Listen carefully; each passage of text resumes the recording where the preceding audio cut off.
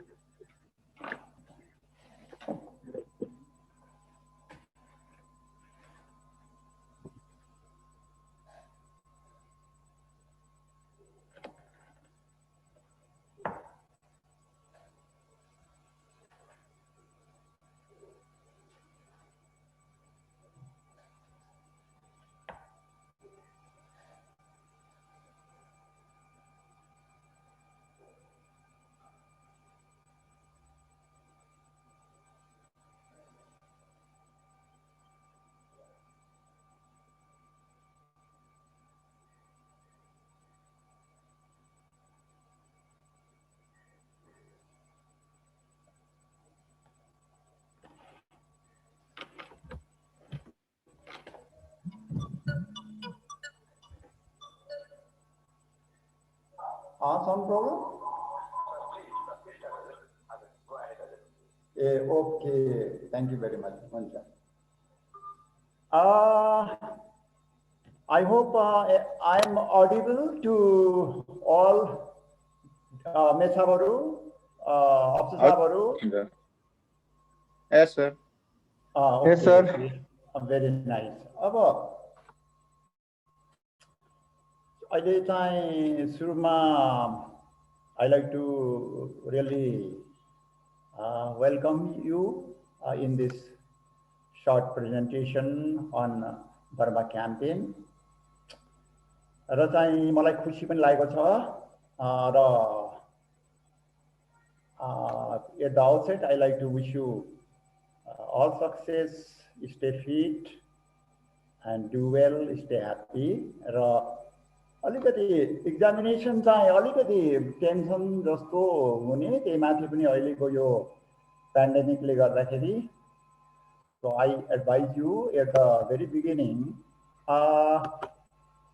you may please reach me anytime. धेरैले त चिन्नु नै हुन्छ होला. Not only about the Burma campaign, even for other issues. र म यहाँ के चाहिँ अहिले एट द भेरी बिगिनिङ म क्लियर गर्न चाहन्छु भने भाइहरूलाई सिनियर अफिसरहरू अब भाइहरू चाहिँ यहाँ सिकाउने भन्दाखेरि पनि चाहिँ म सिक्न आइरहेको छु भाइ, सिक्न आइरहेको छु र चाहिँ यो आइ एम ग्रेटफुल टु डिक्यान भरतजर साहब, राजेन्द्रजी सबै र भाइहरूप्रति पनि ग्रेटफुल छु.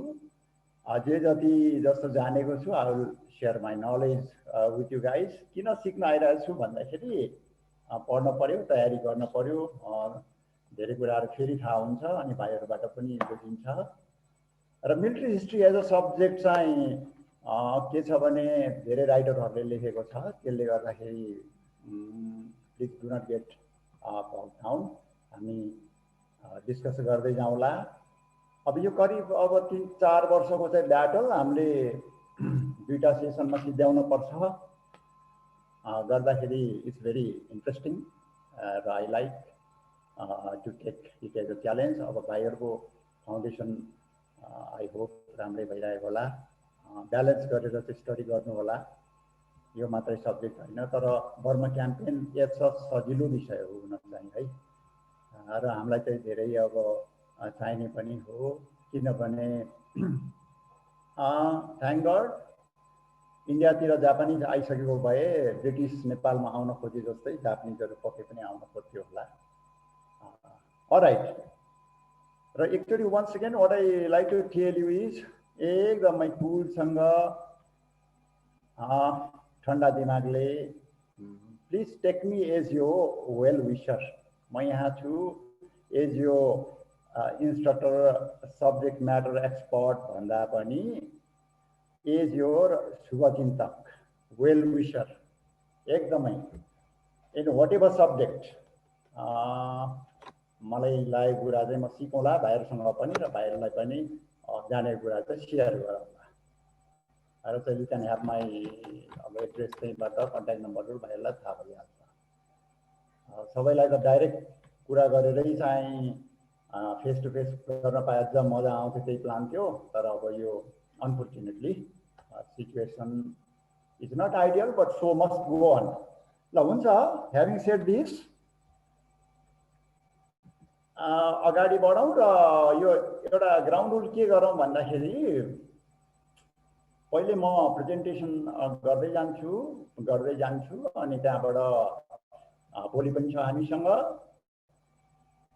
अनि एन्ड अफ द प्रेजेन्टेसन हामी डिस्कोर्स गरौँला, नत्र भने you can call me also, नत्र यसैमा हामी भ्याउने कोसिस गरौँला। ल alright, we embark on now the study, very important subject, Burma campaign. अब के गर्छौं आज हामी भन्दाखेरि basically I'll give you the perspective, the strategic perspective in that background अलिकति त बुझ्नै पर्छ। र चाहिँ आज बेसिकली हामी दुईटा ब्याटल मात्रै भ्याउँछौँ, turning the tide in Burma भित्र ब्याटल अफ इम्फाल र ब्याटल अफ कोहिमा मात्रै भ्याउँछौँ। हतार छैन, हामी स्लोली जाउँला। Are you with me please? सुन्दै हुनुहुन्छ होला भाइहरू? Yes sir. Yes sir. ल है त, यो त्यसरी जाउँ। एकदमै हामी चाहिँ प्योरली इन्फर्मल हो भाइ हो। अब यो एकदमै म चाहिँ शुभचिन्तक हो भाइहरूको, र जुनसुकै स्टेजमा पनि please approach me, must welcome. अब यो फिजिकली सम्भव हो भने फिजिकली, नत्र भने अनफोन पनि इट्स ओके। अगाडि जाउँ अब। So one of the longest campaign in World War II, starting 41-45, almost 4 years campaign. It was a nice justice for imperial जापानी को लागि चाहिँ राम्रो एकदम र्यालिङ पोइन्ट भयो यो बर्मा क्याम्पेन चाहिँ। र यो के भयो भन्दाखेरि प्रोफेसनल लिडरहरूको लागि एउटा अपरेसनल आर्टको रूपमा, इम्प्लोइमेन्ट स्ट्राटेजीको हिसाबमा यो चाहिँ एउटा एसिड टेस्ट थियो। एकदमै ठुलो परीक्षा थियो, किनभने त्यहाँको वेदर कन्डिसन, त्यहाँको ट्रेन र एकदमै लिमिटेड रिसोर्सले गर्दाखेरि धेरै च्यालेन्जहरू थियो। अब ब्रिफली बर्मा बारे भन्दाखेरि अब यो चाहिँ अब उत्तरमा चाइना, त्यस्तै गरेर इन्डिया यो चाहिँ नर्थ वेस्टमा, अनि लाओस, थाइल्यान्ड, बङ्गलादेश, यिनीहरू चाहिँ छिमेकी भइहाल्यो। त्यतिखेर त बङ्गलादेश त बनेको पनि थिएन। अब जियोग्राफी हेर्ने भने त्यही हो, सेन्ट्रल लोल्यान्ड, माथितिर ले अफ द ग्राउन्ड धेरै हाइट, अनि साउथतिर सी लेभल अलि लो प्लेन एरिया। अब मुख्य हिलहरू हेर्दाखेरि नागा हिल इन्डियाको बोर्डरमा, नागाल्यान्डको छेउमा, त्यस्तै गरेर चिन हिल इन्डियासँगै बोर्डरमा, आर्कानयोमा साउथमा थियो, बे अफ बङ्गालको छेउमै आर्कानयोमा हिल, र अरू इस्टमा चाहिँ सान हिल र साउथमा थाइल्यान्डसँग करेन हिल थियो र डाउन रेन्ज अझ फर्दर साउथ टेन्नेसेरिमको छेउमा थियो जहाँबाट जापानिजहरू आएका थिए र रिभरहरू भन्दाखेरि मेन त अब चारवटै रिभरहरू धेरै इम्पोर्टेन्ट छन् जसमध्ये पनि तीनटा चिन्विन इरावदी र सिटाङ अब इरावदी त संसारकै ठुलो रिभरमा पनि पर्छ कम्युनिकेसन नेटवर्क चाहिँ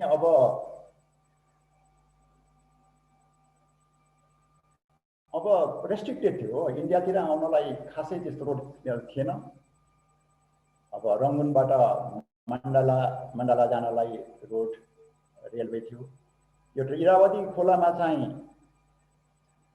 त्यहाँनिर पहिलेदेखि बोटहरू चल्थ्यो त्यहाँ ट्राफिक हुन्थ्यो अनि एयरफिल्डहरू थियो दिमापुर इम्फाल लगायत ठाउँमा र थाइल्यान्डसँग पनि राम्रो कम्युनिकेसन थिएन सुनिन्छ होला भाइ अलि सानो स्वरले बोल्दैछु सुनिन्छ प्लिज सुनिन्छ सर ल हुन्छ Yes, sir, we are hearing, sir. It was very clear and loud, sir. ल हुन्छ भाइ हुन्छ ल थ्याङ्क यू अब कलकत्ता भइहाल्यो अर्को चाहिँ मेन अब डिमापुर कलकत्ता डिमापुर अब railway line weather tropical climate हो अब monsoon December to April north इस्टमा साउथ वेस्टमा जुन टु सेप्टेम्बर अनि ह्युमिड समर हुन्थ्यो रेनफल अलि बेसी हुन्छ थाहा छ अनि फ्लडिङको सम्भावना हुन्थ्यो डेमोग्राफी अब मान्छेहरू धेरै बर्मिज सान्स करेन्स चिन्स कचिन्स भन्नेहरूको थियो त्यहाँ अब इम्पोर्टेन्स चाहिँ के हो त स्ट्राटेजिक इम्पोर्टेन्स अफ बर्मा चाहिँ के हो त भन्दाखेरि मेन इनल्यान्ड हो रुट हो चाइनाको लागि त्यहीबाट नै जाने हो Burma China link between ASEAN र साउथ एसिया कन्ट्रीहरू association of South East Asian countries र साउथ एसियाको चाहिँ लिङ्कै थियो बर्मा र मेटेरियलहरू थियो त्यहाँ र इन्डियासम्मै बोर्डर जोडिएको हुँदाखेरि यो गेटवे नै बन्थ्यो यसको केही इम्पोर्टेन्ट स्ट्राटेजिक इम्पोर्टेन्स अब बर्मा चाहिँ किन इम्पोर्टेन्ट भयो त जापानको लागि भन्दाखेरि धेरै कुरा हामीले बुझि पनि सक्यो अब चाइनालाई कट अफ गर्न चाहन्थ्यो चाइना चाहिँ पहिलेदेखि जापानको दुश्मन 37बाटै परिरहेको चाइना र चाहिँ जापानको त्यसैले ओभरल्यान्ड रुट सडक चाहिँ कट अफ गर्न चाहन्थ्यो जापान र चाहिँ अर्को के पनि भन्दाखेरि बर्मा क्याप्चर गरेको खण्डमा जापानलाई एउटा फ्ल्याङ्क प्रोटेक्सन पनि हुन्थ्यो मलेसियापट्टिबाट फ्ल्याङ्क प्रोटेक्सन हुन्थ्यो अनि ओइल फिल्डहरू थियो बर्मामा त्यो चाहिँ इन्डस्ट्रीको लागि राम्रो थियो अनि बर्मा क्याप्चर गर्यो भने इन्स्टेबिलिटी होला इन्डियामा भन्ने चाहिँ अब जापानको थट इभन इन्डियाको चाहिँ त्यतिखेर सुभाष चन्द्र बोस जसले INA Indian national army lead गरेका थिए उनको पनि त्यही सुझाव चाहिँ जापानिजहरूलाई थियो बर्मा क्याप्चर गरौँ इन्डियाबाट ब्रिटिस भागिहाल्छ भनेर त्यहाँ राइस एकदमै राम्रो प्रोडक्सन हुने टङ्स्टेन टिम्बर रबर टिन र मेटेरियलहरू एकदम यो आर्थिक हिसाबले राम्रो थियो बर्मामा अब बर्मा चाहिँ किन भयो त यो ब्रिटिस एम्पायरलाई त्यसको एलाइड फोर्सलाई भन्दाखेरि त्यही कुरा हो आइल र mineral resources sea and air communication with Malaya Singapore यहीँबाट हुन्थ्यो, बर्माबाट हुन्थ्यो, रङ्गुनबाट हुन्थ्यो एयर कम्युनिकेसन। अनि तल आइल्यान्डबाट अन्डमान आइल्यान्ड निकोबारबाट हुन्थ्यो, अन्डमान सीबाट। अघि भने मैले फ्लाइङ प्रोटेक्सनको लागि जरुरी थियो र ब्रिटिस इन्डियाको सुरक्षाको लागि पनि इम्पोर्टेन्ट थियो यो बर्मा लिनको लागि। अब अलिकति ब्याकग्राउन्ड हेर्दाखेरि त्यही हो, पहिले पनि अलिकति यिनीहरूको परिरहेको थियो। फर्स्ट एङ्ग्लो बर्मा वार 1826 मै भइरहेको थियो र चाहिँ ब्रिटिस इन्डियाले यो बर्माको पेनासिरी साउथ र यो आर्कन बे अफ बङ्गालको छेउको यिनीहरू चाहिँ ल्याएको थियो, एनेक्स गरेको थियो। अनि अर्को एङ्ग्लो बर्मा वार हुँदाखेरि फेरि लोवर बर्मा साउथपट्टिको बर्माहरू ब्रिटिसले लिइदिएको थियो र अर्को थर्ड एङ्ग्लो बर्मा, 3टा वार भयो यिनीहरूसँग। यतिखेर पनि अप्पर बर्मा नै एनेक्स गर्यो 1885 मा र एन्टायर कन्ट्री चाहिँ बर्माले के भयो त ब्रिटिस रुलको, बर्मालाई चाहिँ ब्रिटिस रुलमा चाहिँ ल्याएको थियो अन्डर अकुपेसन अफ ब्रिटिस। त्यस्तो भयो यो पहिले हिस्टोरिकली हेर्दाखेरि पनि। अब बर्माको चाहिँ त्यतिखेर अब फार इस्टर्न कमान्ड उसमा थियो, लोकेटेड एट सिङ्गापुर र अमेरिकन ब्रिटिस डच अस्ट्रेलियनहरूले पनि 42 मा बर्मामा चाहिँ अकुपाई गरेका थिए र 43 मा अब हाम्रै कन्सर्नको पनि हो यो बर्मा क्याम्पेन को लागि सिया साउथ इस्ट एसियन कमान्ड माउन्ट ब्याटनको कमान्डमा चाहिँ बनेको थियो। ल सोफार हामी यसो जाँदैछौँ है। ल यो प्रेमिसेस ठिक छ होइन, यो स्ट्राटेजिक पर्सपेक्टिभ ठिक छ भाइ? ब्याकग्राउन्ड इन्फर्मेसन दिनु जाउँ ल, अनि पछि केही उ भयो भने हामी गरौँला। यो हामी फोकस गर्छौँ त्यही हाम्रो प्राइमर र हाम्रो स्टाफ कलेजलाई नै हेर्ने हो, इन्ट्रान्समा कस्तो खालको होला भनेर ब्याकग्राउन्ड पनि थाहा हुनु पर्यो। अब 42 मा चाहिँ 1942 जनवरीमा जापानिज 15th आर्मी लिडा कमान्डर लिडाले चाहिँ अफेन्सिभ दक्षिण बर्माबाट सुरु गरे हो र 17th इन्डियन डिभिजन चाहिँ 2टा ब्रिगेड त्यसमा त्यसको खतम भएको थियो। धेरै जसो हाम्रै इन्डियन डिभिजन भन्ने मात्रै हाम्रै मान्छेहरू परेछ, गोर्खालीहरू। र इस्टर्न फ्रन्टमा Chinese 6th army Chinese 6th आर्मीसँग पनि भिडन्त भएको हो त्यहाँ जापानिजको र चाहिँ एलाइड डिफेन्स कोलाप्स भएको हुँदा, एलाइडहरू हारेको हुँदा अनि के भयो त रङ्गुन चाहिँ 42 बाट भर्चुअली यो जापानको हातमा चाहिँ रहेको थियो। अब चाहिँ यो चाहिँ धेरै क्लियरली बुझ्नु होला 42 कसरी तिनीहरू कहिले आए भन्दाखेरि यो एउटा फेज 1 भने पनि हुन्छ। यसरी चाहिँ जापानिजहरू बर्मामा आए। बर्मामा त्यतिखेर अलि इन्सर्जेन्सी पनि चलिरहेको थियो, एडमिनिस्ट्रेटिभ ब्रेकडाउन भएको थियो। अब लडाइँको कारणले अनि सप्लाई पनि नभएको हुँदाखेरि यो एलाइड फोर्स चाहिँ ब्रिटिस चाहिँ पछि हट्यो। धेरै उनीहरूको वेपन इक्विपमेन्टहरू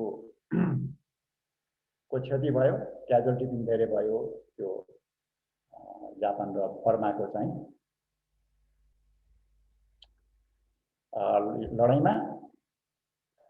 42-43 मा एटेम्प्ट नभएको होइन, अलाइडले अफेन्सिभ लन्च गर्न खोजेको, आर्कानमा गर्न खोजेको थियो। आर्कान भनेको बे अफ बङ्गालसँग जोडिएको, सुरुमा अघि मैले देखाए पनि थिएँ, त्यो आर्कान एरियामा भएको हो।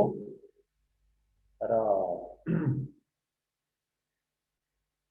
यो क्याम्पेन काम लागेन अनि चिन्डिट अपरेसन फर्स्ट लन्च गरेको थियो, त्यो पनि खासै सक्सेस भएन चिन्डिट।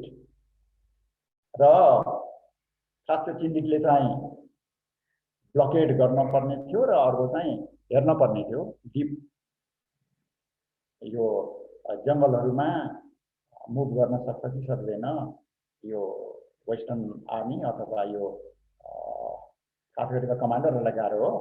यो अफ्रिकनहरु पनि थियो, अरु अब इन्डियन पनि थियो, गोर्खालीलाई त खास गाह्रो के थियो र त्यो हेर्न पनि थियो। र अपरेसन लङक्लोथ लन्च गर्यो, त्यसले चाहिँ रेलवेलाई डिस्टर्ब गर्न सकेको थियो, तर क्याजुअल्टी चाहिँ भयो। सो त्यतिखेर जापानिजको चाहिँ एयर सिक्युरिटी राम्रै थियो 43 मा। अब चाहिँ पछौँ ल टर्निङ अफ द टाइड। अब यतिखेर म भाइहरुलाई के पनि रिमाइन्ड गराउँछु भने यो स्ट्राटेजिक सिचुएसन अलिकति कहिले कहिले सोधि पनि हाल्छ, नोट पनि भन्छ, पछाडिको कुराहरु पनि थाहा पाउनु पर्ने हुन्छ। अनि मात्रै त्यो बिग पिक्चर भएपछि थाहा हुन्छ। अनि टर्निङ द टाइड अब हामी प्रवेश गरौँ। अब यो टर्निङ द टाइड भनेको त भाइहरुलाई प्रष्टै थाहा छ, यो एउटा उनी हो, एउटा proverb turning the tide proverb अथवा चाहिँ यो एउटा फ्रेज चलिरहने हो। खास गरिकन टर्निङ द टाइड भन्नाले हामी के बुझ्छौं भन्दाखेरि सिचुएसन रिभर्स हुने हो, सिचुएसन चाहिँ रिभर्स हुने हो र चाहिँ अचानक भाग्यले कोल्टो फेर्यो भन्ने त्यही नै हो। अब यो अपोजिङ फोर्सेसहरु त्यतिखेर अलाइड र जापानिजको साइडमा कस्तो थियो भन्दाखेरि यहाँ अब फ्ल्यास गरेछ। यो अलिकति बेस्ड अन हाम्रो प्राइमरमै हो। 14th आर्मी चाहिँ under lieutenant general William Joseph slim, उलाई तपाईले कता कता बिल स्लिम भनेर पढ्नु भयो होला, उ नै हो। बिल स्लिम भन्यो भने उसको अर्को उहाँको अर्को नाम चाहिँ बिल स्लिम पनि हो। त्यसमा खास गरिकन आर्मीको अन्डरमा एउटा कोर थियो र त्यो कोर अन्तर्गत चाहिँ बेसिकली 3टा डिभिजन थियो र attach to 15 para brigade Indian हो त्यो र एउटा ट्याङ्क ब्रिगेड थियो। त्यस्तै गरेर 33rd कोरमा 3टा डिभिजन र service brigade LRP long range penetration brigade थियो, आसाममै थियो। ल भन्दाखेरि अब एम चाहिँ के थियो त जनरल स्लिमको 14th आर्मीको अन्डरमा रहेको यो फौजको भन्दाखेरि बर्मालाई अब रिकन्क्वेस्ट गर्ने हो। बर्मा त अब लिन पर्यो, रिकन्क्वेस्ट गर्ने। अब 15th army under lieutenant general Mutaguchi उनीसँग पनि 3टै डिभिजन थियो। एउटा इन्डियन डिभिजन बाहेक एउटा आइएनए डिभिजन, त्यो त अब इरेगुलर टाइपै थियो त्यो। अब खास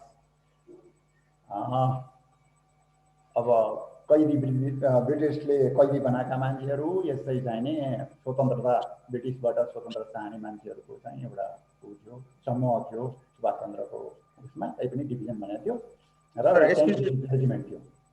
एक्सक्युज मी सर, हजुर यो 245 ट्याङ्क ब्रिगेड हो कि 254 ट्याङ्क ब्रिगेड हो सर यो? ए त्यहाँ भाइ यस्तो कुरा चाहिँ प्लिज एकचोटि यहाँ कहिले एरर पनि हुन्छ ल। यो के अरे एकचोटि हाम्रो उसमा भएकोलाई मानौँ है, हाम्रो केमा प्राइमरमा भएकोलाई ल। हजुर प्राइमरमै मानेकोलाई भनौँ भाइ। यो you are very thank you grateful. अहिले यो कहिले कहिले टाइप गर्दाखेरि त्यो पनि हुन्छ। प्राइमरमा जे लेखेको छ भाइले प्राइमरमा लेखेको अनुसारै जान्छ। प्राइमर पनि हामीले बनाउने हो, कहिले कहिले फेरि फरक पर्छ। र स्टिल प्राइमर भएपछि हाम्रो हुन्छ नि यो पछि भाइले लेख्दा गर्दा पनि पोइन्ट राम्रै पोइन्ट हुन्छ। I will also check that है भाइ त्यसमा एउटा एयरफोर्स पनि अँ 2021 रोयल एयरफोर्स भन्ने पनि छ सर प्राइमरमा। त्यो पनि इन्क्लुसिभ हुन्छ भाइ। त्यो त्यो त्यो अहिले पछाडि जाँदा पनि आउँछ, त्यो त इन्क्लुसिभै हुन्छ ल। त्यो चाहिँ जनरल सिनको कमान्डमा नपर्ने भएर यहाँ लेखिएन, तर एयर चाहिँ स्ट्राटेजिक एसेट भएर त्यो हुन्छ भाइ, त्यो हो, त्यो भाइको करेक्ट ल। हस् sir, thank you sir. Okay, अहिले मेरो त्यो अर्को स्लाइडमा नै आउन सक्छ। अब यो अगाडि बढौँ है त।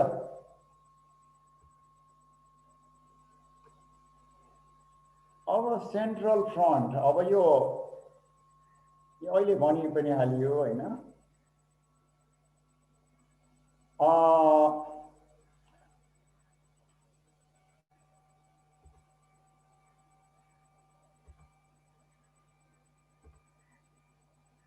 अब स्ट्राटेजिक इम्पोर्टेन्स के थियो त सेन्ट्रल फ्रन्टको भन्दाखेरि, यो अब most suitable base for future operation into India, अघि भने मैले यो गेटवे टु इन्डिया पनि भएको हुँदा, र चाहिँ यो मेन्टेनेन्स अफ कम्युनिकेसन्स, यो लाइन अफ कम्युनिकेसन चाहिँ अलाइड फोर्सलाई गर्नको लागि कट अफ गर्थ्यो यो यो यो यो सेन्ट्रल फ्रन्ट, खास गरिकन अब आसाम, इम्फाल, अब कोहिमा, र चाहिँ यो एयरफिल्डहरू थियो त्यहाँ। त्यो एयरफिल्डबाट एयर सप्लाई रुट चाहिँ चाइनातिर जान्थ्यो, त्यहाँनिर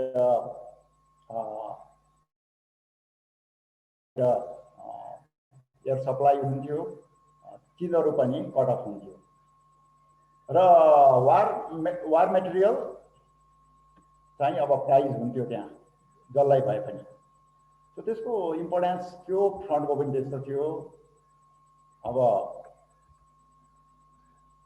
जापानको प्लान के थियो त, जापानिजहरूको प्लान के थियो त भन्दाखेरि, अब अलिकति हामी छिरौँ प्लानमै जाउँ। अब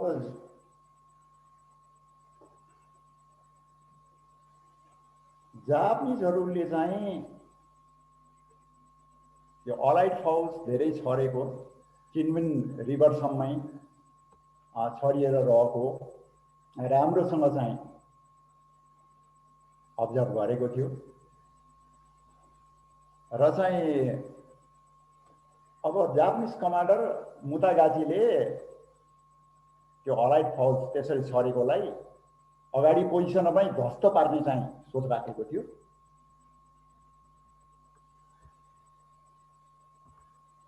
अब प्लानमा 43 एउटा डिभिजनले चाहिँ दक्षिणतर्फबाट, यो प्लानमा अलिकति हेरौँ बिस्तारै, पछि स्लाइड पनि हुन्छ। अब यो त नक्सामा भएको भएर यहाँ कोरेर यहाँ अगाडि भएको भए अलिक सजिलो हुन्थ्यो, देखाउन हुन्थ्यो। यो नक्सामा पनि देखिन्छ होला, देखिँदैछ। 43 एउटा डिभिजनले चाहिँ, जापानको एउटा डिभिजनले साउथबाट टिटिममा एउटा डिभिजन थियो, इन्डियन डिभिजन, त्यसलाई ठोक्ने, त्यसलाई अट्याक गर्ने प्लान थियो। अब योमामोतोको फौजले चाहिँ इम्फाललाई पूर्वतिरबाट हान्ने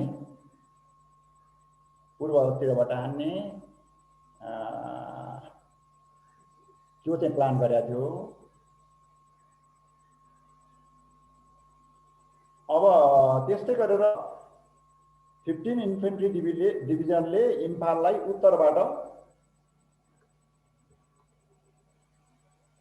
उत्तरबाट हमला गर्ने। अब फोर्सको स्ट्रक्चर मैले अघि भनिहालेँ, मोरलेस त्यही हो। र त्यतिखेर चाहिँ 14 ट्याङ्क रेजिमेन्ट, 3 हेभी आर्टिलरी रेजिमेन्टले सपोर्ट गर्ने। अब further operation subsidiary operation exploitation, त्यसको लागि जापानको एउटा डिभिजनले चाहिँ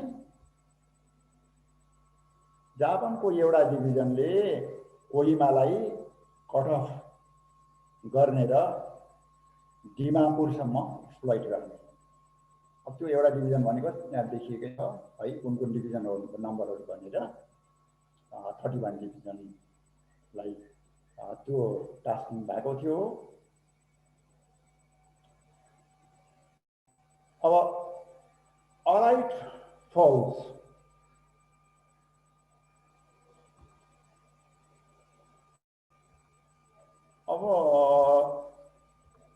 अलाइड फोर्सहरू के भन्दाखेरि टिडिममा एउटा डिभिजन, इनफ्याक्ट दुईटा डिभिजन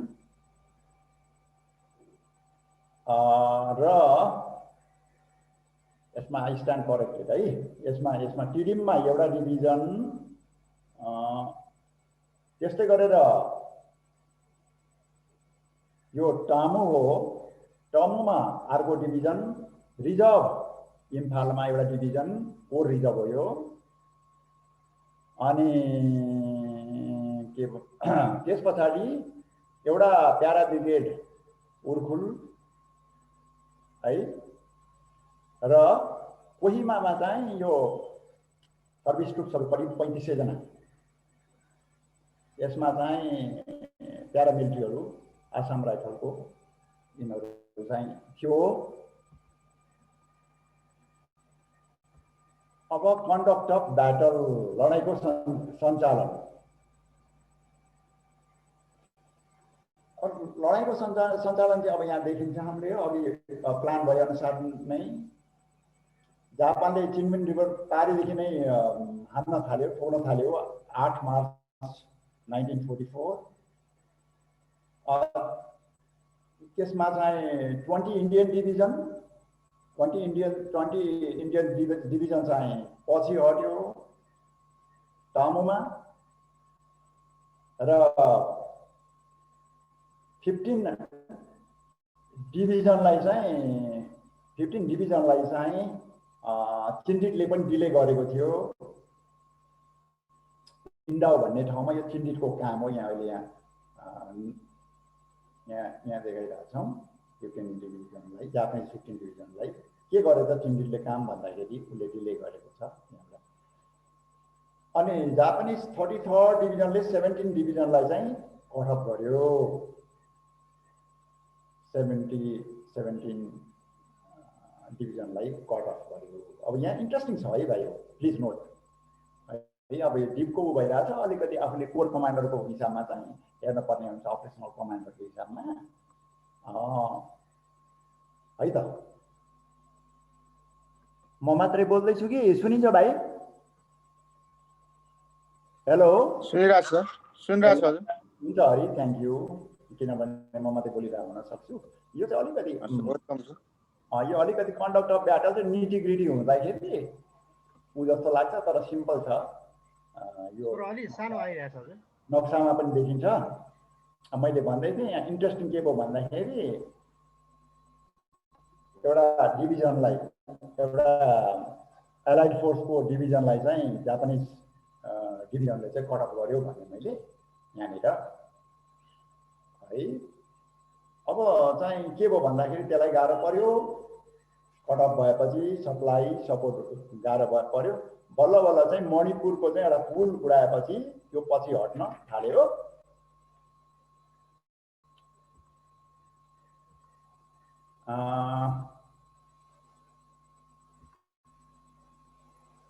यो कट अफ भएको यो हो। अब यसमा के इन्ट्रेस्टिङ भयो त भन्दाखेरि चाहिँ रिजर्भ चाहिँ यहाँ कमिट गर्नुपर्ने स्थिति आयो काउन्टर अफेन्सिभको लागि। एउटा ठुलो डाइलेमा चाहिँ त्यहाँनिर। अब एउटा डिभिजन थियो रिजर्भमा, के थियो भनेको थिएँ मैले, यो एउटा डिभिजन 23rd एउटा डिभिजन यहाँ इम्फालमा थियो भनेको थिएँ नि। यसलाई चाहिँ एलाइड फोर्सले कमिट गर्नुपर्ने भयो। अब त थाहै छ भाइहरूलाई, रिजर्भै गएपछि त के लडाइँ गर्ने, इम्फाललाई खतरा भयो है। अब 15 डिभिजनले इम्फाललाई चाहिँ सिधै ठोक्ने भयो, किनभने यो त यता गयो नि त, यसलाई सपोर्ट गर्नको लागि यो कमिट भयो नि त, यसलाई त अब एक्सिक्युट गर्न पर्यो किनभने कटअफ भइसकेको थियो। अब 31st जापानिज डिभिजनले दक्षिणतिरको सडक कब्जामा लिएर फेरि अलाइडको 4 कोरलाई पनि कट अफ गरिदियो। जापानिजहरुको एकदम कट अफ गर्ने के गर्यो, जापानिज डिभिजनले चाहिँ 4 कोरलाई पनि कोहिमाको साउथमा रहेको 4 कोरलाई पनि कट अफ गरिदियो है। मैले यहाँ गर्न सकेको छैन। अनि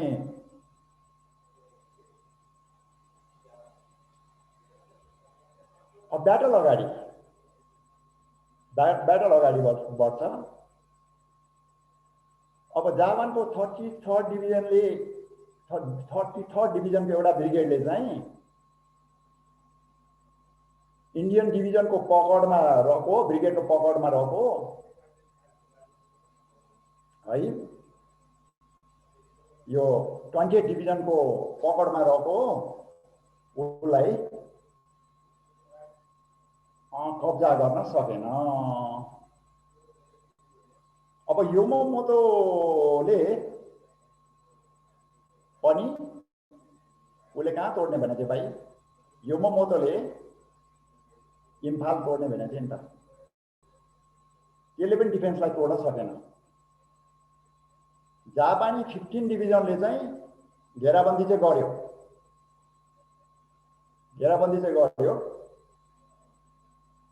है। र के पनि गर्यो त्यो जापानी एउटा डिभिजन 15 डिभिजनले भन्दाखेरि त्यहाँको एयर स्ट्रिपलाई नन्सीगम भन्ने त्यो एउटा अग्लो डोमिनेटिङ हाइट थियो, त्यो चाहिँ लियो। अब त्यो एयर स्ट्रिप चाहिँ जापानको अन्डरमा रह्यो।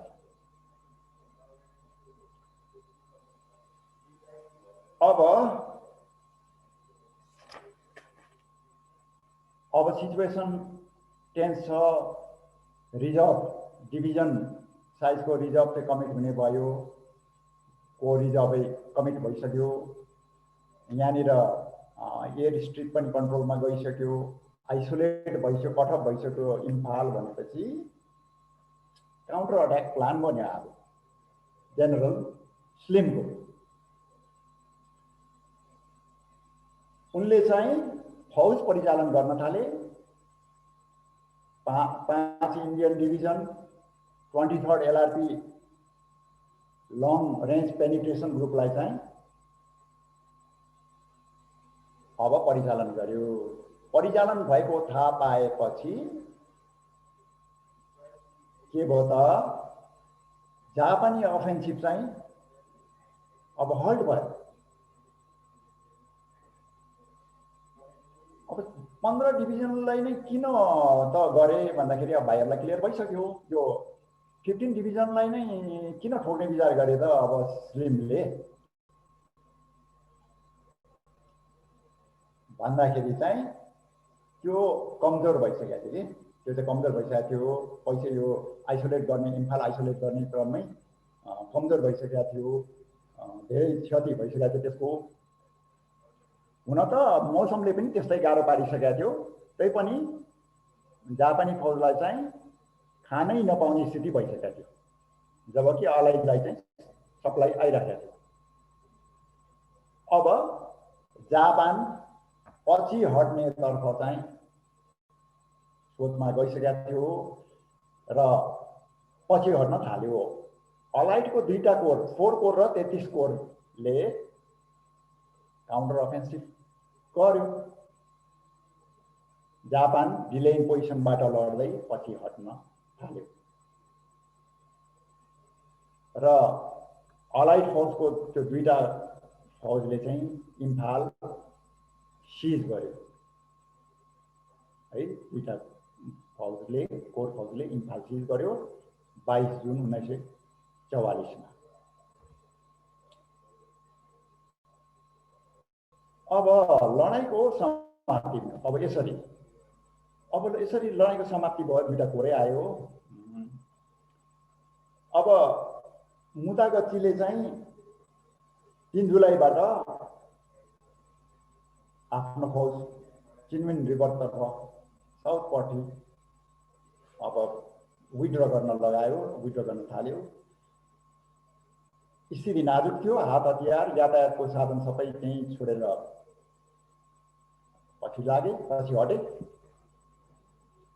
धेरै जस्तो स्टारभेसन डिजिजको कारणले चाहिँ क्षति भयो। जापानतर्फ 55,000 क्याजुअलिटी भनिन्छ, जस मध्ये 13,500 त मृत्यु नै भयो र अलैटरतर्फ पनि 17,500 क्याजुअलिटी भयो भनेर भनिन्छ है। अब यो ब्याटलको निटिग्रिटीमा भएर अलि उ लाग्यो होला, आफूले पनि स्टडी गर्नु होला हैन। मैले कसरी भने सकेसम्म त I try to make myself clear. यो स्लाइड पनि आउँछ, क्लियर भइहाल्छ। तर प्लिज त्यो उसँग चाहिँ प्राइमरसँग हेर्दै गर्नु होला। यो प्राइमरकै बेसमा गर्न त खोजेँ हो मैले पनि। अब इम्पोर्टेन्ट एस्पेक्टमा आयौँ है हामी। इम्फालको ब्याटल अफ इम्फालको यो इम्पोर्टेन्ट एस्पेक्टमा आयौँ। लेसन 1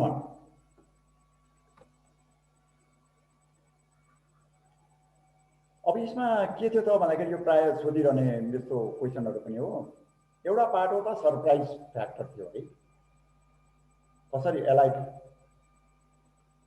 अरु चाहिँ कसरी सरप्राइजमा परे त भन्दाखेरि त्यही हो। एक नम्बर त कसरी सरप्राइज भयो त्यो अघि सुरुमा टरेन इम्पेरेटिभमा पनि बाटै थिएन क्या इन्डियाबाट बर्मातिर आउने त। अब एकदमै रेस्ट्रिक्टेड थियो नि त। अब त्यस्तो ठाउँमा मुस्किलले एउटा रेजिमेन्टहरु आउला भनेको उले त अब पुरै डिभिजनका डिभिजन अगाडि ल्याइदियो है। अब त्यो भएपछि ठुलो सरप्राइज हो। अब अर्को के भन्ने प्लानमा डिटेल फ्लेक्सिबिलिटी हामी जहिले पनि भन्छौं, कन्टिन्जेन्सी प्लान ब्रान्च सिक्वेल भन्छौं। अब यो क्याम्पेन प्लानिङमा तपाईहरुले पनि गर्न लागेको छ। यो प्लान चाहिँ त्यही भएर रिजिड चाहिँ हुनुहुन्न है। त्यसको चाहिँ कम्प्रिहेन्सिभ डिटेल हुनुपर्छ, ब्रान्चहरु सिक्वेलहरु गर्नुपर्छ भन्ने कुरा चाहिँ त्यो हो। अब जापानिजहरु चाहिँ त्यहाँनिर एउटा मौका गुमाए नि।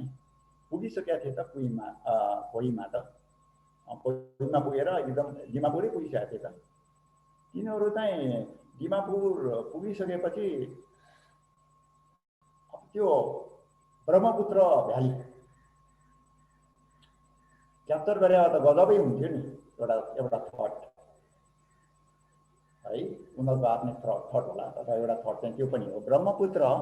किनभने त्यहाँ कोहिमामा त अरूले पनि लडिरहेको थियो जापानी फौजले, तर उनीहरु चाहिँ रिजिड भए यहाँ जाने भनेर सुरुमा गरेपछि 31 डिभिजनले चाहिँ अब कोहिमामै जाने भनेपछि तिनीहरु चाहिँ अगाडि बढेन, एउटा मौका गुमाए। त्यहाँ गरेको भए सप्लाई कटअफ हुन्थ्यो, ब्रह्मपुत्र भएको भए त्यहाँ एयरफिल्डहरु आफ्नै हातमा पर्थ्यो। उतापट्टि नर्थपट्टि स्टिलवेलको रोड बनिरहेको थियो। अब त्यो रोड बन्न पाउने थिएन र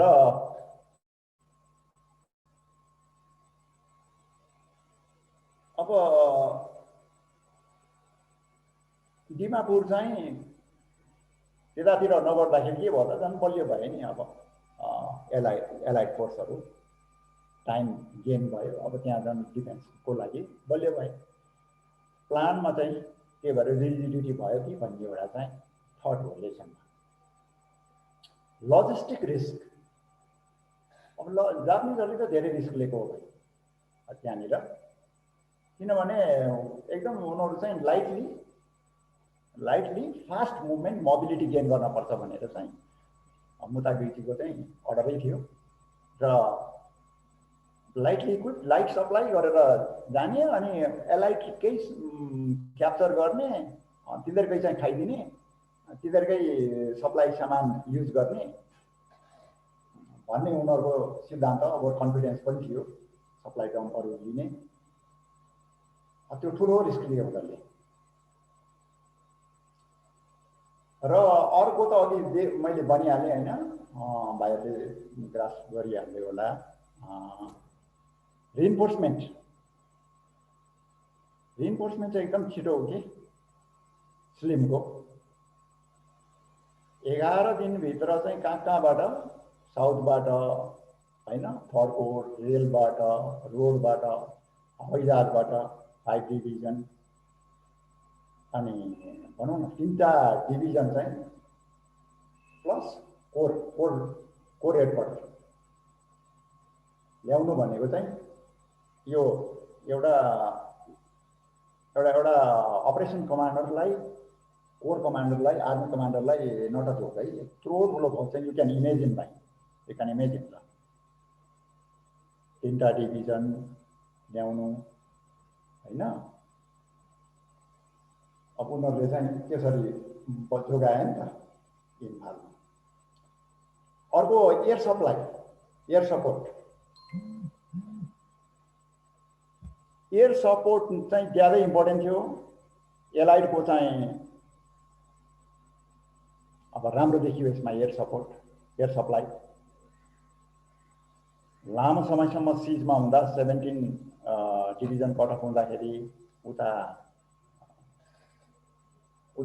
यो इम्फाल कट अफ हुँदाखेरि यिनीहरूले चाहिँ राम्रो उ गर्यो के एयर सपोर्ट चाहिँ राम्रो गर्यो इभन रिजर्भ मुभ गर्नलाई यो चाहिँ एकदमै राम्रो भयो उनीहरूले सो छोटोमा भन्दाखेरि हुन त धेरै राख्न सक्छौँ ल लेसन लनमा चाहिँ अरू पनि राख्न सक्छौँ अब यसमा फ्लेक्सिबिलिटी भाइहरूले भन्न सकिहाल्छ फ्लेक्सिबिलिटी पनि हो प्लानमा अब अर्को चाहिँ selection and maintenance of aim पनि अब यसमा हुन सक्छ ठिक छ पछि डिस्कस गर्दै गरौँ न अहिले हाम्रो ब्याटल अफ यो फर्स्ट क्रुसियल ब्याटल अफ इम्फालमा चाहिँ यति नै भनौँ यो अलि मोनोलोग जस्तो हुँदो रहेछ क्या भाइ मेसाबहरू आफै बोलिराख्ने है हेलो भाइ आर वी टुगेदर भाइ please Yes, sir. Yes, we are with you, sir. Hari ल है भाइ अब दिनेश यहाँ त अलि यो संवाद यस्तै खालको अलि भयो यति नै भाइहरूलाई कस्तो भइरहेछ ठिक छ विल टक यसलाई एकदमै इन्फर्मल रूपमा लिउँ एकदमै भाइ हामी चाहिँ इन्फर्मल इन्टरेक्सनको रूपमा लिउँ र फ्याक्ट्सहरू फिगर्सहरू चाहिँ please you can refer the मैले चाहिँ अब प्राइमरै भन्छु मैले चाहिँ हेर्न अरू पनि हेरेको छु होइन त्यसले गर्दा कतै उ भयो भने हतारमा एट द भेरी आउटसेट म भन्छु भाइहरूलाई हामी चाहिँ उही प्राइमरलाई नै हामी चाहिँ मान्नु ब्याटल अफ कोहिमा अर्को धेरै इम्पोर्टेन्ट ब्याटल हो यो चाहिँ करिब 2 month प्लस चल्यो है र यो पार्ट अफ अफेन्सिभ युगो अफेन्सिभै हो अब यसलाई दुई भागमा हामी एनालाइज गर्न सक्छौँ स्टडी गर्न सक्छौँ अब सुरुको चाहिँ अब जापानीको तर्फबाट के कस्तो अफेन्सिभ एफोर्टहरू भयो कोहिमा क्याप्चर गर्नको लागि रिज क्याप्चर गर्नको लागि र अब स्टेज 2 मा गएर त्यही हो अलाइडले फेरि अलाइडले कसरी चाहिँ होइन जापानीहरूलाई त्यहाँबाट इभिक्ट गर्नको लागि उनीहरूले लडाईँ लडे यो कुरा नै हो र फर्स्ट पेज अराउन्ड 13 डेज चल्यो यो चाहिँ जापानी फौजको चाहिँ कोहिमा पहाड कब्जा गर्ने प्रयास र अलाइड फौजको त 2 महिना प्लसै चल्यो।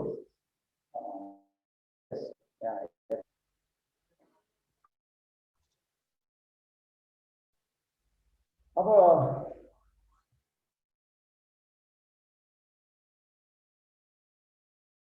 कोहीमा इन्क्लुडिङ कोहीमा जापानको एउटा टिभी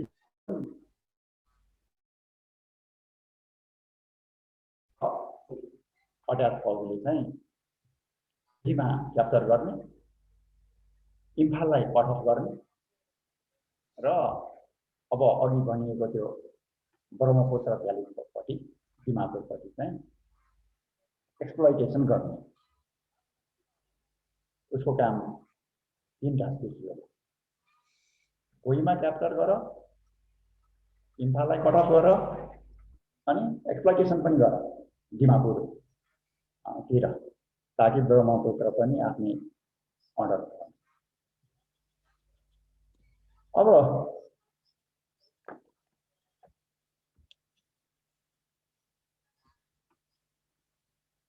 कसरी अपरेसन अगाडि बढ्यो त? कोहीमा ब्याटल अफ कोहीमा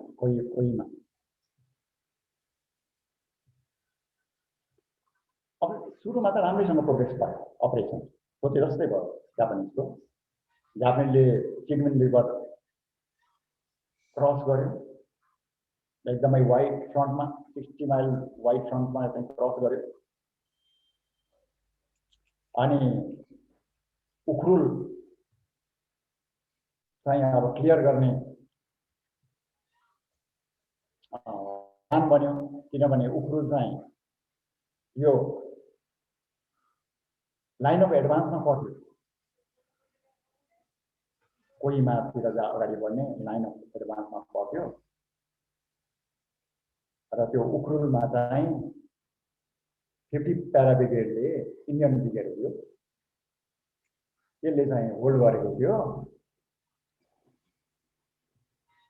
अब त्यहाँ उखरुलमा त लडाइँमा थियो, 6 डेजसम्मको लडाइँमा थियो। अनि प्यारा ब्रिगेड पछाडि हट्यो, त्यहाँ क्षति भयो।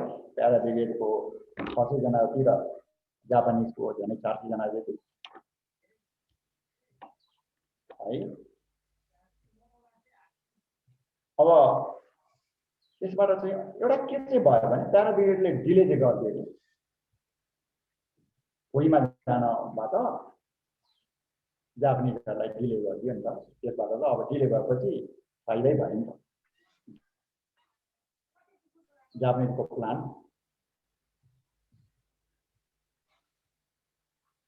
जापानिजको प्लानमा टाइम प्लानमा चाहिँ डिस्टर्ब भयो।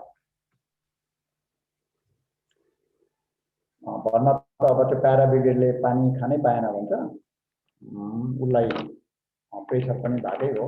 अब लजिस्टिक र यो जापानिज डिभिजनको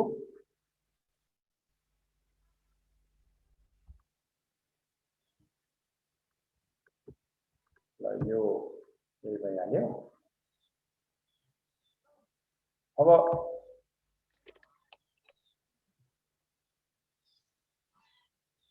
रिइन्फोर्समेन्ट, अब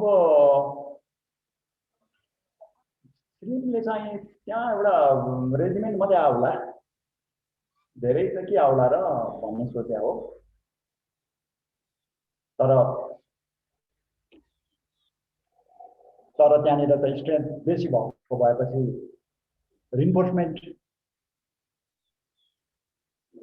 जनरल फिल्मले चाहिँ गर्नुभयो। एउटा इन्डियन डिभिजन पुरै चाहिँ एयर ट्रान्सपोर्ट गरेर उडाउनु भयो आर्कान फ्रन्टबाट, साउथ बे अफ बङ्गालको साइडबाट नजिकबाट। र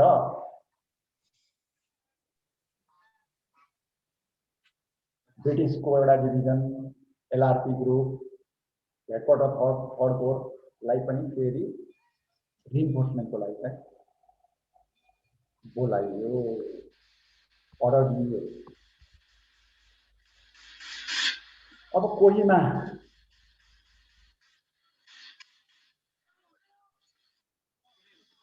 अब नागाल्यान्डको एउटा त्यो एरियाको ठुलो हेडम बेस थियो। त्यसमा केवल सर्भिस ग्रुपहरू करिब 3500 जना, आसाम रेजिमेन्ट, प्यारामिलिट्री र आसाम राइफल लगायत चाहिँ थिए, डिफेन्समा थिए। त्यही सर्भिस ग्रुप प्यारामिलिट्रीले जापानिज डिभिजनसँग चाहिँ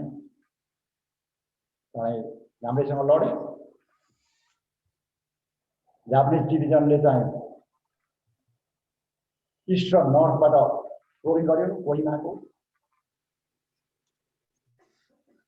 र त्यतिखेर रिइन्फोर्समेन्ट चाहिँ जरुरी भएको थियो इन्डियन डिभिजनलाई, कोहिमा भएको इन्डियन डिभिजनलाई। तर एउटा बटालियन मात्रै रिइन्फोर्समा पठाउन सक्यो। जापानिजहरूले कोहिमा जाने बाटो कट अफ गरिदियो। जापानिजको जहिले घेराबन्दी गर्ने कि कट अफ गरिदिने, आइसोलेट गर्ने, कोहिमालाई पनि कट अफ गरिदियो। अब करिब 11 दिन चाहिँ नि सिज भयो, घेराबन्दी पर्यो कोहिमा।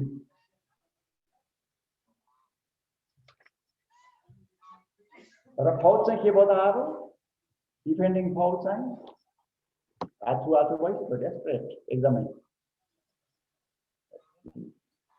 घेराबन्दी भइसक्यो इलाका, सप्लाई छैन, रिइन्फोर्समेन्ट छैन। अब त्यहाँ कोहिमामा एउटा battle of tennis court, short note भनेर कहिले आउँछ होइन भाइहरू, ब्याटल अफ टेनिस कोर्ट। त्यो केही होइन, त्यहाँ चाहिँ कमिसनर, डेपुटी कमिसनरको स्टाफ हाउसमा खेल्ने टेनिस कोर्ट, उहाँको घरमा चाहिँ भिडन्त भयो कि त्यहाँ भिडन्त भयो एलाइट र जापानिज फौजको बिचमा। र के भयो भन्दाखेरि अब यो डिफेन्डरहरू चाहिँ लागे ग्यारिजन हिल, अहिले यहाँ उसमा पनि आउँछ, ग्यारिजन हिलतिर चाहिँ छोडेर त्यो लडाइँबाट पछाडि हटे, ग्यारिजन हिलमा चाहिँ लागे। पछाडि एउटा 2 डिभिजनको एउटा इन्फेन्ट्री ब्रिगेडले चाहिँ ग्यारिजनबाट जापानिजहरूलाई लगायो। त्यो ग्यारिजन हिल चाहिँ कोहिमा टाउनबाट पश्चिममा पर्थ्यो।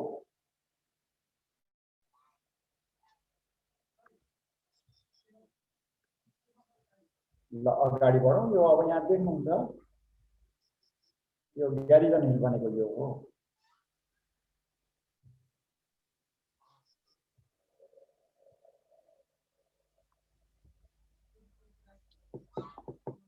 ल अब कोहिमामा एलाइडको काउन्टर अफेन्सिभ चाहिँ के हो त भन्दाखेरि तुरुन्तै हुन सकेन। कोहिमामा एलाइडहरूले तुरुन्तै काउन्टर अफेन्सिभ गर्न सकेन, किन भन्दाखेरि मनसुन, हेभी मनसुन सुरु भयो र पछि मात्रै 14 मेमा मात्रै कोहिमा रिज कब्जामा लिन सक्यो अलाइड फोर्सले।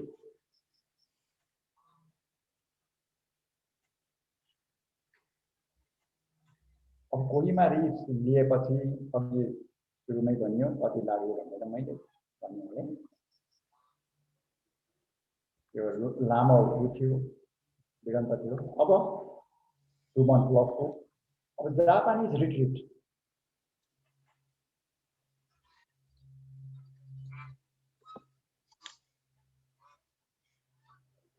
अब मेन कारण जापानिज पछि हट्नुको कारण चाहिँ सप्लाई नै थियो। जापानिजहरुसँग सप्लाईको धेरै कमी थियो। उनीहरू धेरै लाइटसँग चाहिँ आएका थिए र शत्रुहरूकै कब्जा गरेर एलाइड फोर्सकै कब्जा गरेर डम्पर कब्जा गरेर लडाईं लड्ने भन्दाखेरि उनीहरूलाई चाहिँ धोका हो। त्यो एलाइडको एलआरपी ब्रिगेडले नै जापानिज फोर्सको चाहिँ लाइन अफ कम्युनिकेसन कट गरिदिएको थियो।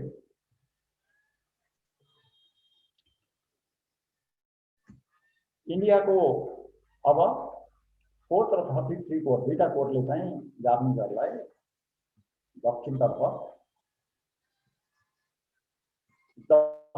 चाहिँ अब रिट्रिट गर्दै गरेको विड्र गर्दै गरेको फौजलाई पुश गर्न थाल्यो। अब by 22 June करीब 40 माइल साउथ अफ कोहिमा मा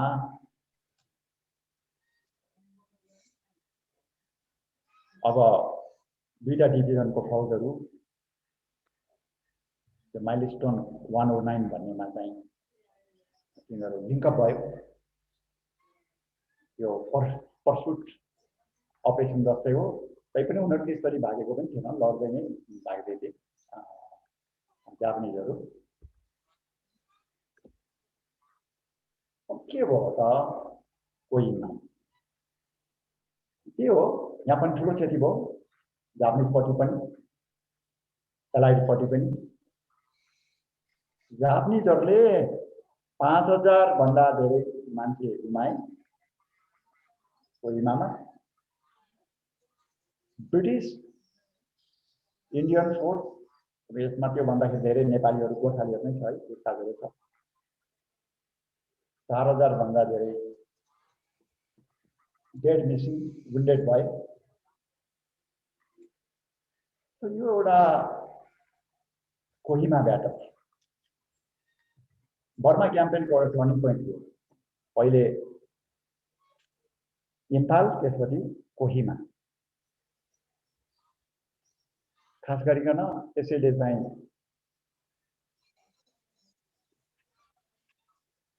टर्निङ द टाइड, यो सिचुएसन रिभर्स हुन चाहिँ सुरु भयो। इन्डिया र बर्माको बोर्डरको दुईटा ठाउँहरू स्ट्राटेजिकली धेरै इम्पोर्टेन्ट ठाउँहरू इम्फाल, कोहिमा पछाडि आएको चाहिँ एलाइटहरूको एक खालको चाहिँ भिक्ट्री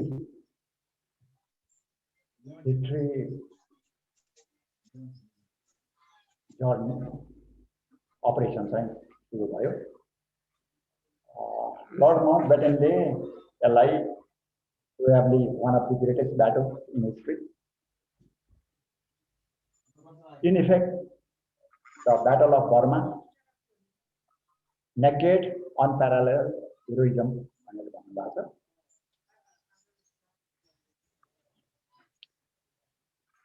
अब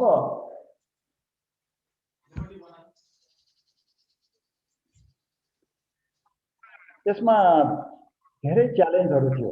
अघि जस्तै लेसन लर्न चाहिँ यसमा पनि ब्याटल अफ इम्फाल जस्तै अब लजिस्टिक रिस्क अब यो धेरै इम्पोर्टेन्ट छ। अनि detail planning, flexibility in planning important छ र सरप्राइज इम्पोर्टेन्ट छ। Selection and maintenance of aim use भएको छ। र मेन्टेनेन्स अफ मोमेन्टम यो जरुरी छ त्यहाँ भन्ने कुरा त्यहाँ देखेका छौँ त्यहाँ ढिलो भएको छ र ओभरअल त लजिस्टिक ड्रिभन नै हो यो एकदमै लजिस्टिक ड्रिभन अपरेसन हो ब्याटल हो जापानिजहरू सँगै छैन तिनीहरू लजिस्टिकै कारणले एयर सप्लाई हुन नसकेर डिजिज वेदर अर्को फ्याक्टर मैले त्यति हाइलाइट गरेको छैन फेमाइन पनि भइरहेको थियो नि त्यहाँनिर त फेमाइनको कारणले पनि धेरै मान्छेहरू स्टार्भेसन भएर मरेका छन् अब यसमा के थियो भन्दाखेरि एकदमै च्यालेन्ज थियो क्या अब यो दुईटा ब्याटल हेरिसक्दाखेरि यो अब turning the tide of this campaign गर्नको लागि कमान्डरलाई एकदमै केही महत्त्वपूर्ण च्यालेन्जहरू थिए जसमा भाइ हामी सुन्दैछौँ भाइ प्लिज हामी सुन्दैछौँ सुनेन भने दिवस भन्नु ल अनेकली म भन्छु यो चाहिँ यो पढाइ नि भाइ अब बाध्यता पर्यो है हामी भेटेर राम्रो कुरा गर्छ गरौँला फेरि पनि एकदम यो मोनोलोग जस्तो लागिरहेको छ कि मलाई भाइ अनि च्यालेन्जमा एउटा त के थियो भन्दाखेरि त्यही हो डिफेन्सको लागि इन्डियाबाट बोर्डरमा रिसोर्स अर्गनाइज गर्नु असाध्यै गाह्रो थियो डिफेन्स म्यानेजमेन्ट असाध्यै नै गाह्रो थियो जनरल टिमको लागि त्यत्रो ठुलो फौजलाई आर्मी नै थियो अब त्यहाँ कोर दुईटा कोरको थियो रोल मेन एउटा कोरको हुँदा पनि सबैलाई अब अर्गनाइज गर्न पर्ने र साइमल्टेनियसली बिग पिक्चर पनि थियो अरूतिर पनि लगिरहेको मासतिर चाहिने अलिक स्ट्राटेजिक लिडरसिपको कुरा गर्दाखेरि चाहिँ वेस्टर्न पावरहरू अमेरिकन अब यो खास गरी ब्रिटिस यिनीहरूको बिचमा पनि कुरा मिलिरहेको थिएन अब अमेरिकनहरूले किन लड्ने अर्काको लडाइँ भन्नेमै सोच भइरहेको थियो किन सपोर्ट गर्ने के को लागि गर्ने बेकारमा भन्ने खालमै सोच भइरहेको थियो त्यो बेलामा चाहिँ एकदम च्यालेन्ज थियो यो रिसोर्स म्यानेज गर्नको लागि अब अर्को त अब तपाईँ हामीले प्रोफेसनली अब यो एकदमै थाहा पाइरहेको यो वारफेयर जङ्गल वारफेयर ट्रेनिङ त्यो पनि बर्माको जङ्गलमा त्यस्तो डिफिकल्ट टर्नमा चाहिँ ट्रेन गर्नु एकदमै गाह्रो थियो अब त्यहाँ डाइभर्स नेसनालिटी कोही अफ्रिकाबाट आएको छ कोही अब इन्डियाको बिहारतिरबाट छन् कोही कहाँका छन् फौजहरू होइन इन्डियन नै विभिन्न ठाउँबाट आएछन् गर्दाखेरि त्यो जङ्गलमा ब्रिटिसहरू पनि छन् ट्रेनिङको एकदम जरुरी थियो कि जङ्गलमा एउटा अब यो चिन्डी अपरेसन अघि हामीले गरेर थियौँ विङ गातेको यो जेनरल विङ गातेको चिन्डिट अपरेसन त के हेर्नलाई पनि हो त्यो त जङ्गलमा चाहिँ एक्सपिडिसन गर्न सकिन्छ सकिन्न इन्फिल्ट्रेसन गर्न सकिन्छ कि सकिन्न भन्ने नै एउटा गरिएका सेन्टर गर्दाखेरि त्यो ट्रेनिङ चाहिँ अति नै जरुरी र त्यो चाहिँ साइकोलोजिकली अब मलेरियाको त्यस्तै डर डिजिज डायरिया अब अर्को त्यस्तो डिफिकल्ट इन्भाइरोमेन्टमा अपरेसनल इन्भाइरोमेन्टमा सप्लाई कसरी लाने त कसरी मुभ गर्ने फोर्सलाई नै कसरी मुभ गर्ने इन्डक्ट गर्न पर्यो भने एयरफिल्ड भन्ने ठाउँमा छैन ल क्लियर छैन एयरफिल्डको भने भिजिबिलिटी क्लियर छैन त्यस्तो ठाउँमा चाहिँ सप्लाई मुभमेन्ट असाध्यै गाह्रो थियो एउटा च्यालेन्ज थियो अब अर्को चाहिँ हो सबैलाई चित्त बुझ्दो सबै एलाइड कन्ट्रीलाई आर्मी कमान्डरहरूलाई त्यहाँ चित्त बुझ्दो एउटा कोहेरेन्ट थिएटर स्ट्राटेजी पनि थिएन क्या त्यो बनाउन पनि गाह्रो थियो त्यो चाहिँ स्वीकार्य हो सबैको लागि त्यो भाइरल हो र अर्को थियो कमान्ड रिलेसनसिप। अब त्यही हो अब चाहिँ यो अमेरिकन युके अघि भनिहालेँ मैले स्ट्राटेजिक लिडरसिपहरू माथि नेताहरूलाई नमिलिरहेको बेलामा जर्नलहरूको कुरा मिल्दैन थियो। त्यो अब सिन्डिकेट अपरेसनमा विङ्गापेको कुरा स्लिमको कुराहरू कति चाहिँ मिल्दैन। एयर सपोर्ट गर न भन्दाखेरि तुरुन्तै चाहिँ नट रेडी, धेरै आनाकानी हुन्थ्यो। र अर्को त जापान आफै कस्तो शत्रु थियो। तिनीहरू हाराकिरी पेसिफिकमा हाराकिरी गर्ने मान्छे, एकदम सुइसाइड मिसनमा जान तयार भएको मान्छे, ज्यादै एग्रेसिभ र फेनाटिकल टाइपको र एकदमै एक्सपिरियन्स हुँदाखेरि इन्डिया पद्मा थिएटरमा च्यालेन्ज थियो यो टाइट टर्न गर्नको लागि। कहिले अब क्वेसन आउँछ त्यही हो, कसरी टाइट टर्न भयो के कारणले चाहिँ यो यसरी सिचुएसन रिभर्स भयो त, कसरी चाहिँ सम्भव भयो त भन्दाखेरि यो कुराहरू हामीले एनालाइज गर्नुपर्ने हुन्छ। च्यालेन्जहरू हामीले आइडेन्टिफाई गरिसकेपछि त्यसलाई मिट गर्नलाई चाहिँ के स्टेपहरू चालियो त भनेपछि चाहिँ अनि त्यसको सल्युसनलाई आउँछ। यो ठुलो लेसन पनि हो हिस्ट्रीमा, धेरैले चाहिँ यसको प्रेज गरेका छन्। अब यसको लागि चाहिँ कतिपय राइटरहरूले र हेर्दाखेरि पनि डिस्पेसनेटली हेर्दाखेरि पनि एनालाइसिस गर्दा पनि लेफ्टिनेन्ट जनरल विलियम स्लिमको अपरेसनल आर्ट,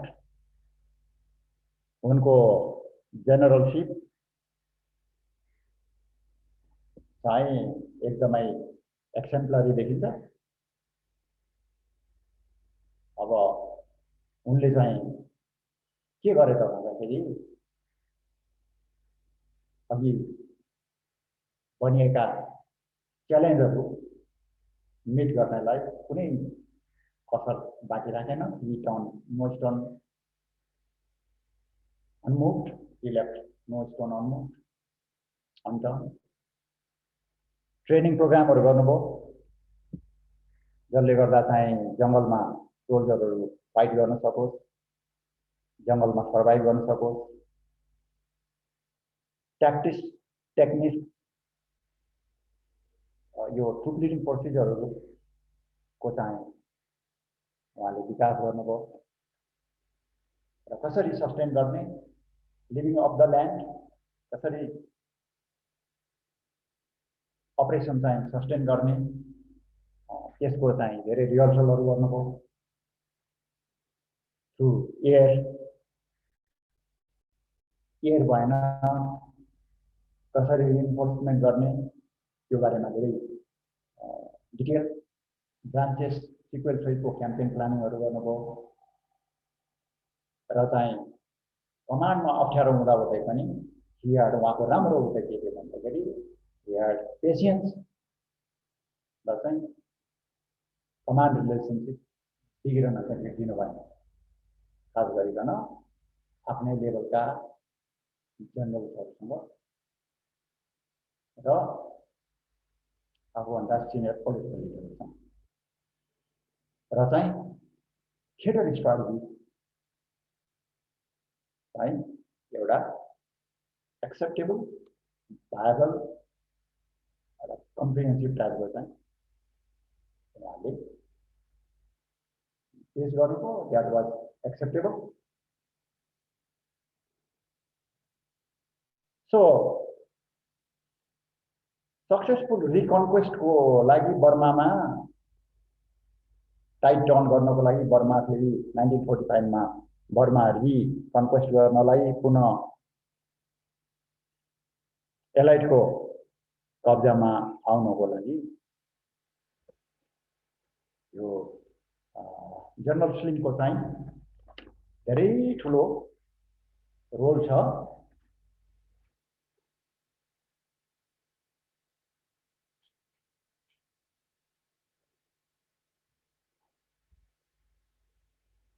भाइ आर वी टुगेदर? हामी सँगसँगै छौँ भाइ? छौँ सर। Yes sir. हामी सँगसँगै छौँ र सँगसँगै हुनुपर्छ।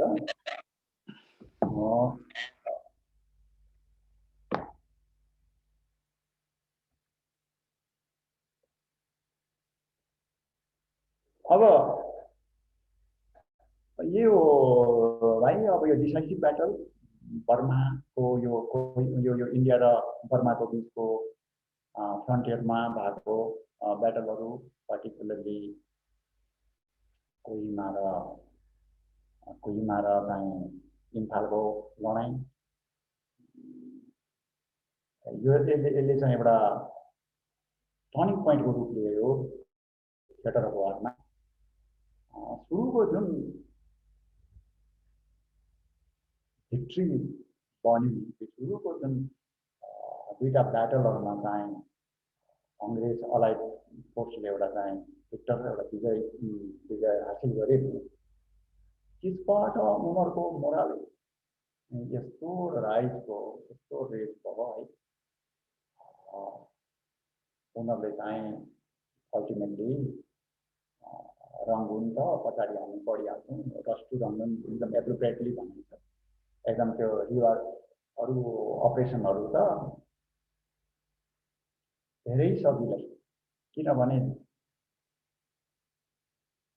सुरुको जुन जापानिजहरूलाई सक हो, त्यसले गर्दाखेरि उनीहरूको मोरल, उनीहरूको लजिस्टिक ब्याकअप सबै चकनाचुर भइसकेका थियो। इभन चाहिँ कमान्डरहरू पनि अब चाहिँ ट्रान्सफर भए, पोस्टिङ भए। त्यसले गर्दाखेरि त्यो एउटा जापानिजहरूको लागि डिजास्टर भयो भने ब्रिटिसहरूको लागि चाहिँ एउटा फर्च्युन गुड लक चाहिँ स्टार्ट भयो, सिचुएसन रिभर्स भयो र अल्टिमेटली पछि हामी हेर्छौँ क्लासहरूमा उनीहरू चाहिँ फेरि एउटा कन्फर्टरको रूपमा इस्टाब्लिस भयो। अब अहिले आज हाम्रो मेरो प्लान चाहिँ त्यसैमा हो, मेथापाईहरू मेथापाईको निम्ति खास गरिकन के भन्दाखेरि मायालाई म भन्छु होइन, यो अलि कहिले कहिले निटिग्रिटीहरू हुन्छ। निटिग्रिटी भन्दाखेरि त्यो ब्याटलहरू चाहिँ अलिकति ग्राउन्डमा भएदेखि सजिलै हामीलाई ग्रास्पिङ हुन्छ, त्यो यसमा पढ्दाखेरि मात्रै अलि कम्प्रिहेन्ड गर्न चाहिँ कस्तो लागिरहेको हुन्छ। त्यसको लागि कहिले कहिले एक्सप्लेन ब्याटल भन्ने हुँदा म चाहिँ भाइहरूलाई के सुझाव दिन्छु, मेरो पढ्ने तरिका चाहिँ मात्रै हो, भाइहरूको मेमोरी राम्रो पनि हुन्छ होइन। ठ्याक्कै यति डिभिजन, यति नम्बरको डिभिजन, यति नम्बरको डिभिजन भन्नुभन्दा कतिवटा डिभिजनले गर्यो, कतिवटा डिभिजन डिफेन्समा थियो, कतिवटा डिभिजन अफेन्सिभ अपरेसनमा थियो, ब्रडली त्यसरी दिनु पर्ला। अनि स्ट्राटेजिक यो एम के थियो, अब यो मिलिटरी एम कसो थियो, अनि यो अपरेसनल आर्टको पोइन्ट अफ भ्यूबाट यो कस्तो रह्यो। दुईटै कमान्डरहरूको यहाँ धेरै देखिन्छ अपरेसनल आर्टमा, खास गरिकन अब इम्प्लोइमेन्ट अफ त्यो रिसोर्सेसहरू नै त हो नि, हो भाइ हामीले गरेकै छौँ हामीले बार्गेनहरूमा अथवा चाहिँ यसमा पनि गर्छौँ, एक्सर्साइजहरूमा पनि। त्यो अपरेसनल आर्ट इफेक्टिभली कसरी गर्यो, अनि यो प्रिन्सिपल्स अफ वारहरूलाई चाहिँ कतिको ख्याल गर्यो। त्यहाँ भएको विभिन्न च्यालेन्जहरू पहिले त के थियो, अन्त त्यो च्यालेन्जहरूलाई चाहिँ एड्रेस गर्नलाई स्टेप लियो कि लिएन, यो चिजहरू। अनि लेसन लर्न गरेको कुराहरू पछाडि एप्लाई गर्यो कि गरेन।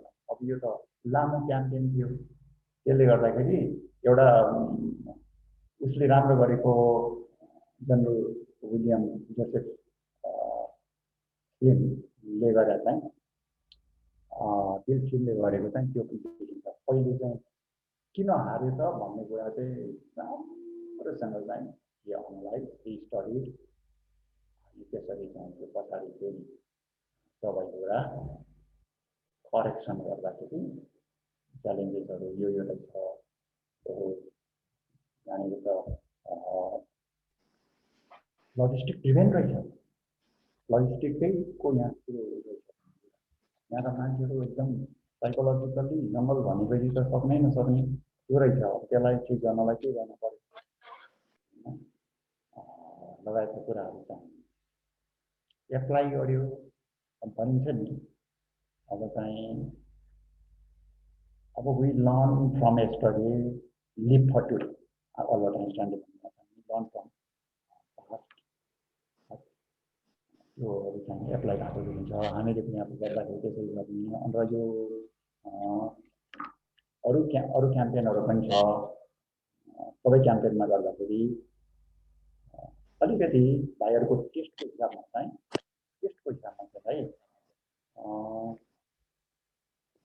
यो स्ट्राटेजिक सिचुएसन अब इन्टरनल नेसनल अथवा रिजनल ग्लोबल कस्तो भइरहेको थियो, पेसिफिकमा के भइरहेको थियो, युरोपमा के भइरहेको थियो, यतापट्टि बोर्डरमा के भइरहेको थियो, इन्डियातिर कसो भइरहेको थियो होइन, उता थाइल्यान्डको के पोजिसन थियो, मलेसियातिर के भइरहेको थियो,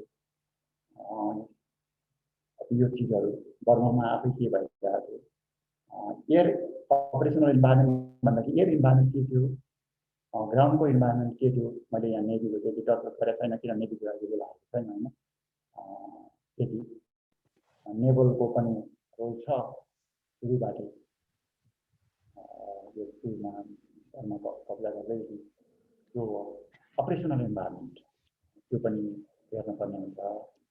अनि यही कुराहरूमा स्ट्राटेजी अपरेसनल आर्ट अनि कमान्डर्स लिडरसिप होइन, अनि त्यहाँको करेन्ट इम्परेटिभ र चाहिँ स्ट्राटेजिक इम्पोर्टेन्स तर इम्परेटिभ भन्ने गर्दाखेरि इम्पोर्टेन्ट ठाउँहरूमा जहाँ ब्याटल भएको थियो जुन ठाउँहरूको स्ट्राटेजिक इम्पोर्टेन्स यो कुराहरूलाई अनि राख्दै अब यो स्ट्रेन्थ एन्ड विकनेसेस एनालाइसिस यो क्याम्पेन प्लानको अपरेसन प्लानको अपरेसनल आर्टको हिसाबमा त्यो कुराहरू पनि हाइलाइट गर्दै जाँदाखेरि नि ठिक हुन्छ जस्तो लाग्छ। भाइहरूको धेरै राम्रै हुनुपर्छ, राम्रो हुन्छ जस्तो लाग्छ। अलिकति अनि किवर्डहरू पनि विचार गर्नु भाइ। अब यो चिजहरू लेख्दाखेरि नर्मलमा इङ्ग्लिस सबैको राम्रो भइ नै हाल्छ। अब तै पनि हाम्रो मिलिट्री टर्म्सहरूको अपरेसनल आर्ट, इम्प्लिमेन्ट स्ट्राटेजीहरू अनि यो अब लजिस्टिक रिस्कहरू भयो, प्रिन्सिपल अर्को कुराहरू भयो होइन, लेसन्स लर्नहरू भयो, यो चिजहरू पनि चाहिँ ख्याल गरेर गऱ्यो भने सबै क्याम्पेनहरू स्टडीहरूमा ठिकै हुन्छ होला जस्तो लाग्छ भाइ। अब सर हजुर यो फोर्थ कप्सले चाहिँ इन्डियाबाटै लोकेसन इन्डियामै बसेर सञ्चालन गरेको थियो। यिनीहरू कतै फरवर्ड बेस बनाएर बसेको थियो। यिनीहरूको फोर्थ कोरको चाहिँ फरवर्ड बेस बनाएर बसेको थियो भने इन्डियनहरूको यो के अरे एलाइड फोर्सको कुरा गरेको होइन भाइ। एलाइड फोर्सको ब्रिटिसको यिनीहरू चाहिँ वेयर दे भन्दाखेरि मलाई अब यो अपरेसन भन्दा यिनीहरू त उसैबाट हो नि भाइ। पहिले त यतै यो इन्डियापट्टि नै हो नि। पहिले त अब इन्डियामै थिए यिनीहरू होइन। सबै फ्रन्टसम्म त ऊ आइसकेकै थियो। तर अब पहिले चाहिँ सञ्चालन गरेको हो अपरेसन पहिले योभन्दा पहिले पनि त एटेम्प्ट गराएको थियो नि, एटेम्प्ट भएको थियो नि। तर त्यो यही कोर भन्ने चाहिँ मलाई थाहा छैन है भाइ। मैले आई सुड नट मारो सट्टा। आर्कानमा पहिले पनि भएको थियो, एटेम्प्ट भएको थियो होइन। तर जब जापानले लिइसक्यो त्यतिखेर त तिनीहरू बर्माभित्र त धेरै टाढा गएको थिएन। यिनीहरूको भागो भनेको त्यही उसम्म हो भाइ। कहाँसम्म भनौँ त, त्यो रिभर चिनबिन रिभर, चिनबिन रिभरतिर चाहिँ भएको हो। तिनीहरू ओभर स्टेट छ भनेर चिनबिन रिभर भनेपछि उतापट्टि बे अफ बङ्गाल यता यो अलिकति साउथपट्टि त्यतापट्टि हो। नत्र भने चाहिँ यिनीहरू चाहिँ भित्र भएको मेरो नलेजमा छैन भाइ। Sorry for that. म चाहिँ हम्बली भन्छु है ल भाइ, जे पनि। थ्याङ्क यू हजुर। म चाहिँ उदिदिनँ भाइलाई, म पहिले भनेछु भाइ। म चाहिँ सिक्न पनि आएको हो कि भाइ। Hello good evening sir. Hello good evening sir. भाइ Dinesh. Sir, as we know that, as we all know that, Allied have focus in 3 front, that is Eastern Front, and that whatever you told us that those options they have lost those operations in Yugo and Hugo, and there was also similarly there was also in Japanese front also. Japanese has also conduct 3 operation in during the Burma campaign. That is one of that is Yugo. Yugo means that did what you expect in during Burma campaign, and Impal Kohima there from Central Front and from the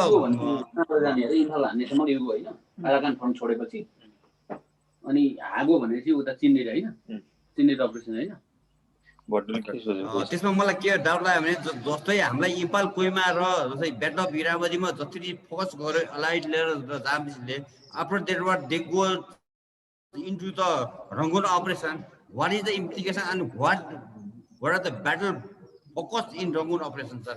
I want to know about that. अब यो दिनेश होइन भाइ। Dinesh, thank you very much. पहिलो कुरा त you were asking the implication of which operations by? Could you please repeat? Implications on Burma operation of which one? Ago, Hugo, or what? Yugo or what? No, sir, I'm especially asking that that during this campaign already have focused in Impal Kohima, and after they run to in Irabadi Shore, and then after they come into race of Rangoon. That I want to ask you that what is the implication of race of Rangoon and what race of Rangoon? Race of Rangoon means the last issues of that Burma campaign, and then what from that race of Rangoon, what we can get from that race of Rangoon, and that what implication from that the race of Rangoon we can get from this? अहिले अब मैले बुझे अनुसार चाहिँ भाइ अलिकति उ छ है, यहाँ साउन्ड पनि है दिनेश भाइ। हेलो भाइ, ल nice to see you Dinesh. हजुर हजुर। अब अहिले मैले बुझे अनुसार चाहिँ यो अब एउटा रेस टु रङ्गुनको चाहिँ ऊ आइरहेको छ होइन भाइ। रेस टु नेपालीमा यसलाई अलिकति बनाउँदा भाइ यो अलिक डिस्टर्बेन्स पनि आइरहेको छ कि माइकमा। यो फौजहरू चाहिँ भाइले भन्नु खोजेको चाहिँ कसको चाहिँ इम्प्लिकेसन रेस टु रङ्गुनमा पर्यो भन्न खोजेको भाइ? यो इम्फाल र उसको ब्याटल अफ इम्फाल र battle of you talking about the implication of हाम्रो बुको अनुसार जस्तै हामीलाई दिएको प्राइमेरी अनुसार हजुरलाई जस्तै इम्फाल कोइमाको लडाइँ लन्च हो, त्यसपछि हजुरको जस्तै गएर अहिले इम्फाल कोइमा पछि पारि इरावदी गयो, इरावदी पछि आएपछि जस्तै रेस टु रङ्गुन गयो भने चाहिँ रेस टु रङ्गुन हो। हामीले किन लाइट वेट लिएर गयो? रेस टु रङ्गुन भन्ने हाम्रो त लास्ट स्टेज अफ ब्याटल हो नि त त्यो त, किनभने त्यो फाइनली अलाइड फोर्सले भिक्ट्री गरेको ठाउँ हो नि त रेस टु रङ्गुन। भने चाहिँ रेस टु रङ्गुनमा फायर गर्दाखेरि अलाइड फोर्सले कसरी त्यो गरेको थियो र कसरी त्यो जापानिज भिक्ट्री भएको थियो, अनि त्यसमा चाहिँ ओभरअलमा त कम्प्याक्टमा त हजुरको त ब्याटल अफ बर्मा हो नि त। रेस टु रङ्गुन लास्ट स्टेजमा जापानिजहरू कसरी भाग्यो, कसरी के भयो, त्यो चाहिँ यहाँ त्यो सोध्नु खोजेको क्या मैले। ए भाइ भेरी नाइस भाइ दिनेश। ल एकदमै राम्रो क्वेसन भाइ, यो एकदमै $1 million क्वेसन हो यो। यसको चाहिँ के छ भन्दाखेरि हाम्रो बाटोमा पनि छ भाइ। अब यसलाई यसो गरौँ न, भाइको क्वेसन ज्यादै राम्रो। यो अब आज यो दुईटा ब्याटल मात्रै भयो, यहाँबाट अगाडि भाइकोले राम्रोसँग पढेको पनि रहेछ।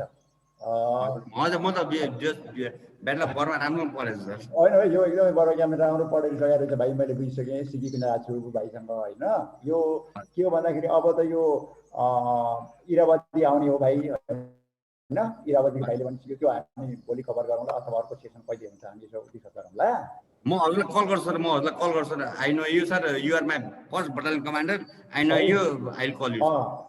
यु क्यान कल मी होइन भाइ, म सिकिकन आएको छु भाइसँग अनेस्टली। अनि मलाई के पनि जागरण भइरहेछ भने यो रिसर्च गर्ने मन लागिरहेछ।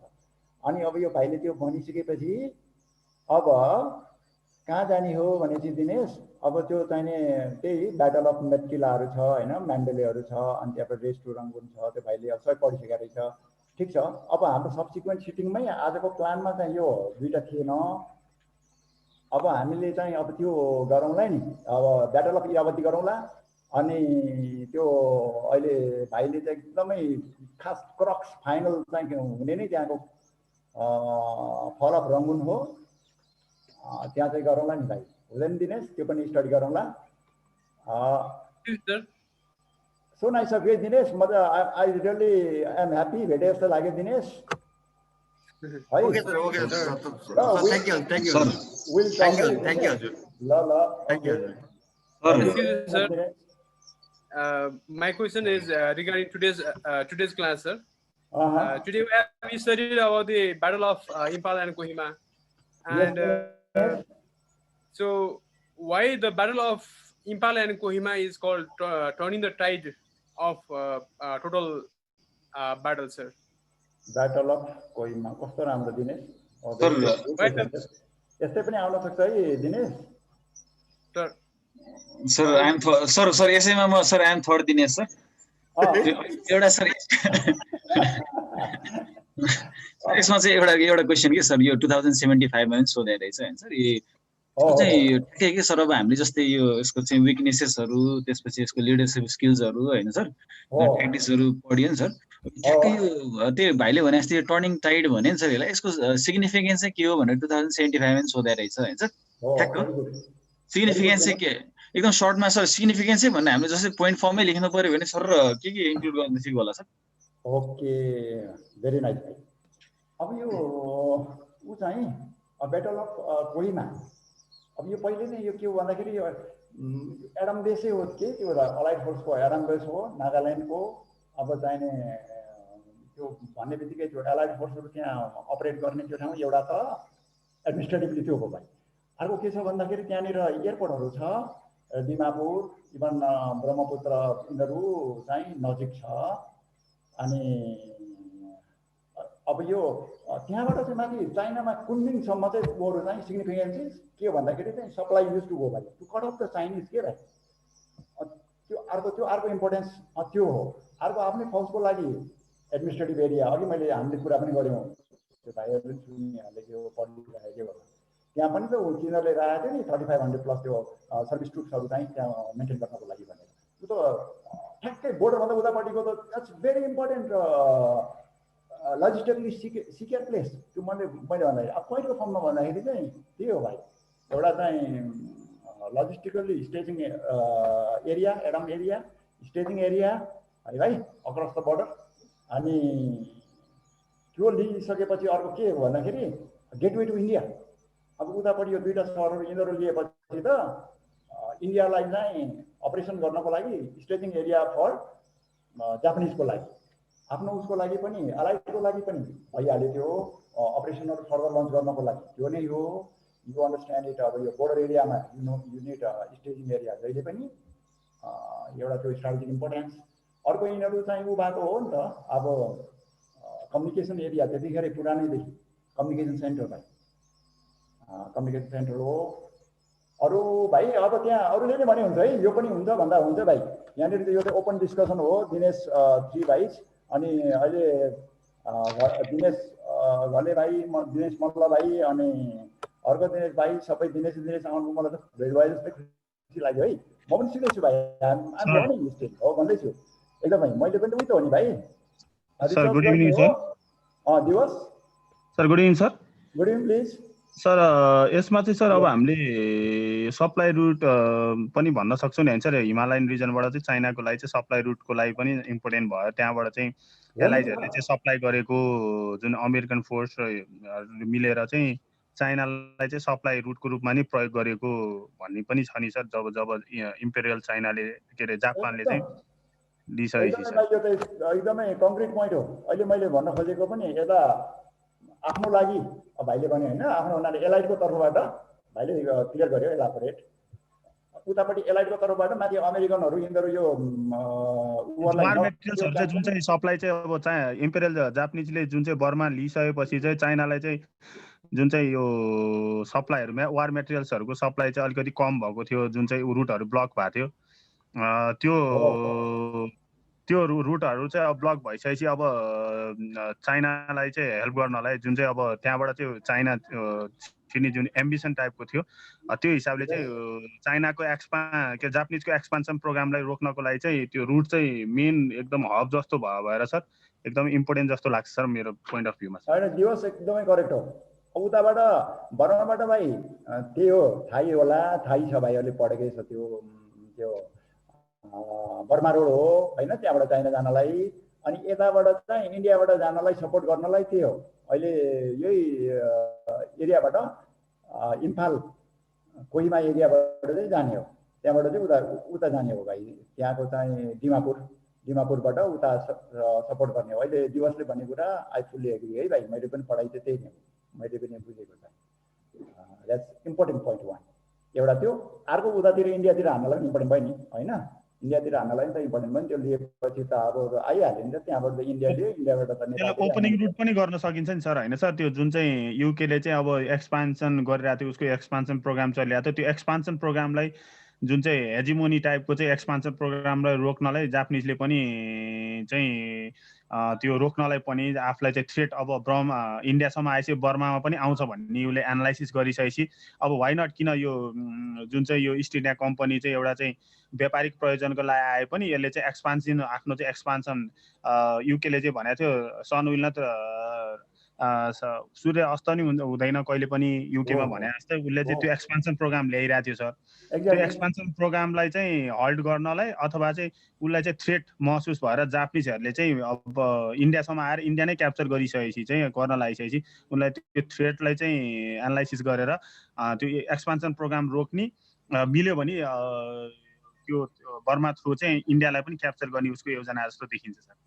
एकदमै एब्सोल्युटली करेक्ट, एग्रीड भाइ। यसमा कोही एकदमै हिस्टोरिकल यो लजिक इज हिस्टोरिकल्ली भाइ सब्स्टान्टिएटेड फ्याक्ट्सहरूले सब्स्टान्टिएट गरेको कुरा भाइ। धेरै बुक्सहरूमा हामीले हेर्दा पनि त्यही लजिकलै हो, एकदमै स्ट्राटेजिक इम्पोर्टेन्स है दिवस। थ्याङ्क यू फर यो भेरी नाइस इनपुट। अरू कसो भइरहेछ अरू भाइ? सर मेरो एन्सर भएन हजुर। त्यो बर्मा त्यो उसलाई इम्फाल एन्ड कोहिमाको बाटोले चाहिँ किन टर्निङ द टाइड भनेर दिन्छ भन्ने क्वेसन एन्सर भएन।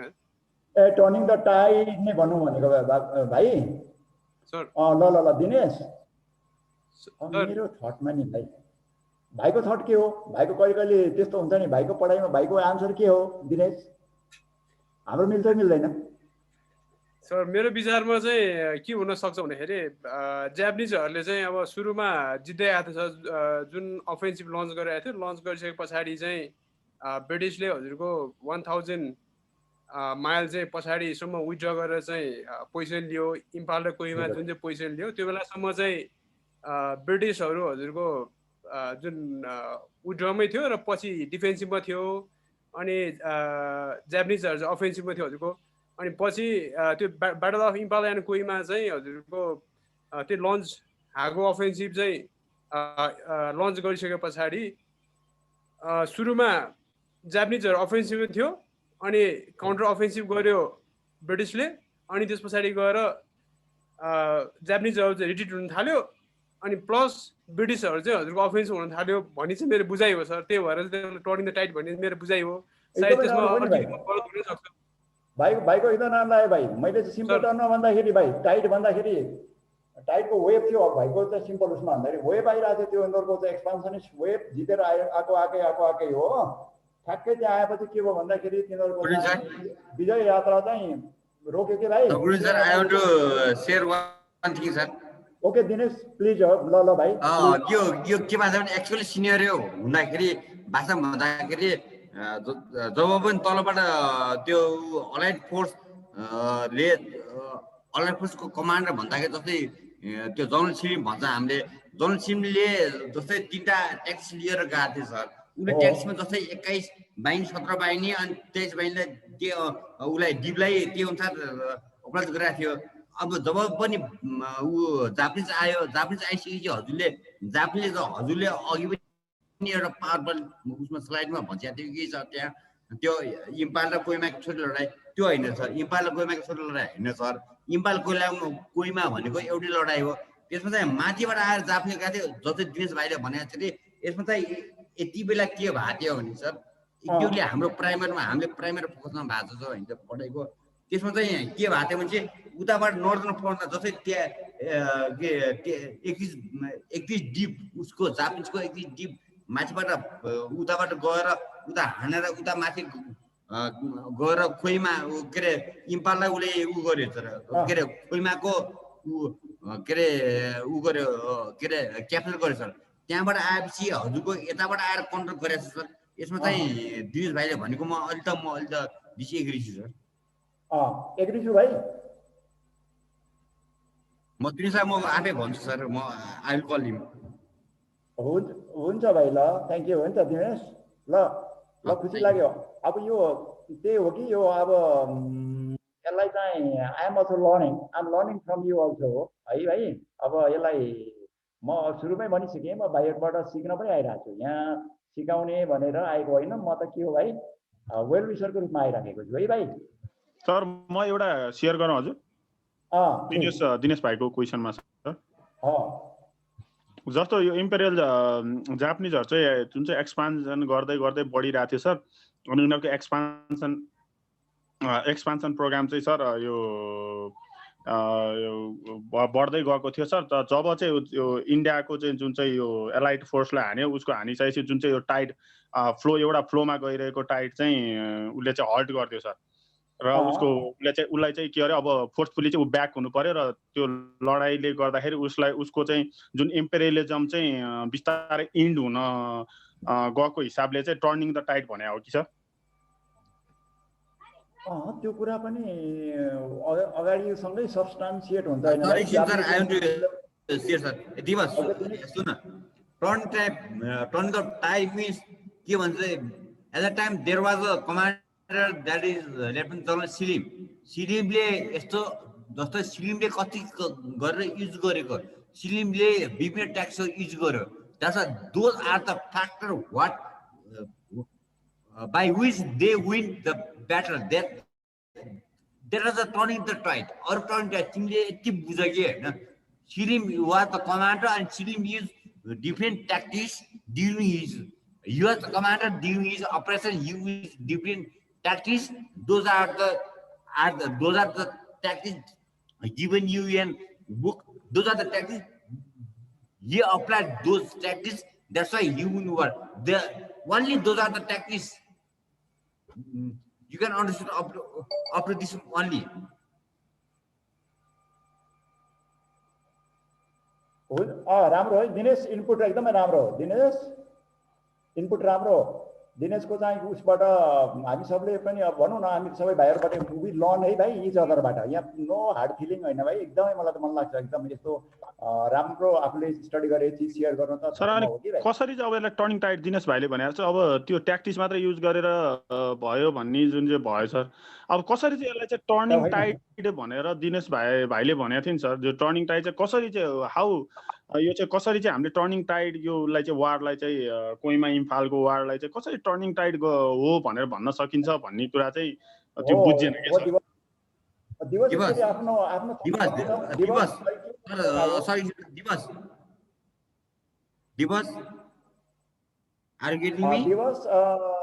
दिनेशले पनि भन्न खोजिरहेको थियो यो कुराहरुबाट बुझेन म त हैन हुँदै अलि क्लियर हुँदै गएको जस्तो लागिरहेछ मलाई झन् Dr. Dipas, yes, you know. At that time, there was a journalist, he was the commander. How he approved and how he win the Burma campaign means that he is the actual commander. He is that as you refer in your book, and then book means the primer that you will get that there are sort of section of aim, section of the ground, and section of the objective that you will be more able, clever, be clear than when you watch and go and study over there.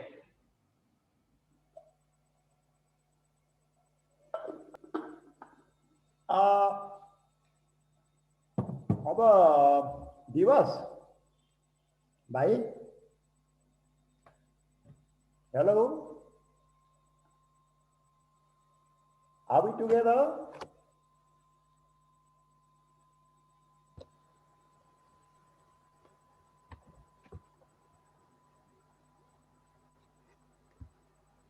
Hello, I think that's all we have for today. Okay, General Padam. Officers, do you have any more questions? If you have, ask one or two. Otherwise, we'll close and we'll meet tomorrow. Tomorrow, we have the continuation of same campaign, Burma campaign, and from 4 to 6 and 6 to 8, you have the relevance of military stay. Okay, if you have any questions, one or two, please ask. Otherwise, we'll close up. Thank you. Excuse me, sir. Sir, मेरो answer अझ राम्रोसँग पाएको जस्तो feel भएन sir मलाई. Dinesh, now what we do is यसलाई यसरी बुझौँ न भाइ. Dinesh, sir, एकछिन sir. This is Major Krishna Keshi sir. Dinesh, त्यो चाहिँ एक्चुअल यस्तो हो के तिम्रो सुरुमा के हुन्छ भनेदेखि हेलो दिनेश भन त भाइ कृष्ण क्यारी अन एक्चुअली चाहिँ सुरुमा चाहिँ तिम्रो चाहिँ जापानिजहरु चाहिँ तिनीहरु अफेन्सिभ अनि ब्रिटिश एलाइडहरु चाहिँ डिफेन्सिभमा आइरा हुन्छ हैन. अब जापानिजहरुको प्लान चाहिँ के हुन्छ इम्फाल खार चाहिँ तिम्रो दिमापुर हुँदै चाहिँ असममा मेन असममा चाहिँ त्यो एलाइडहरुको चाहिँ बेस हुन्छ. त्यसलाई गरेर अनि त्यसलाई चाहिँ हटाउने हुन्छ अनि ब्रिटिशहरुलाई चाहिँ इन्डियाबाट हटाउने त्यो जापानिजको प्लान हुन्छ. अनि तिम्रो चाहिँ ब्रिटिसको चाहिँ के हुन्छ भने डिफेन्सिभ ब्याटल चाहिँ त्यहाँ लडिसकेपछि अनि डिफेन्सिभबाट उले जितेपछि त्यहाँबाट काउन्टर अफेन्सिभमा जान्छ के.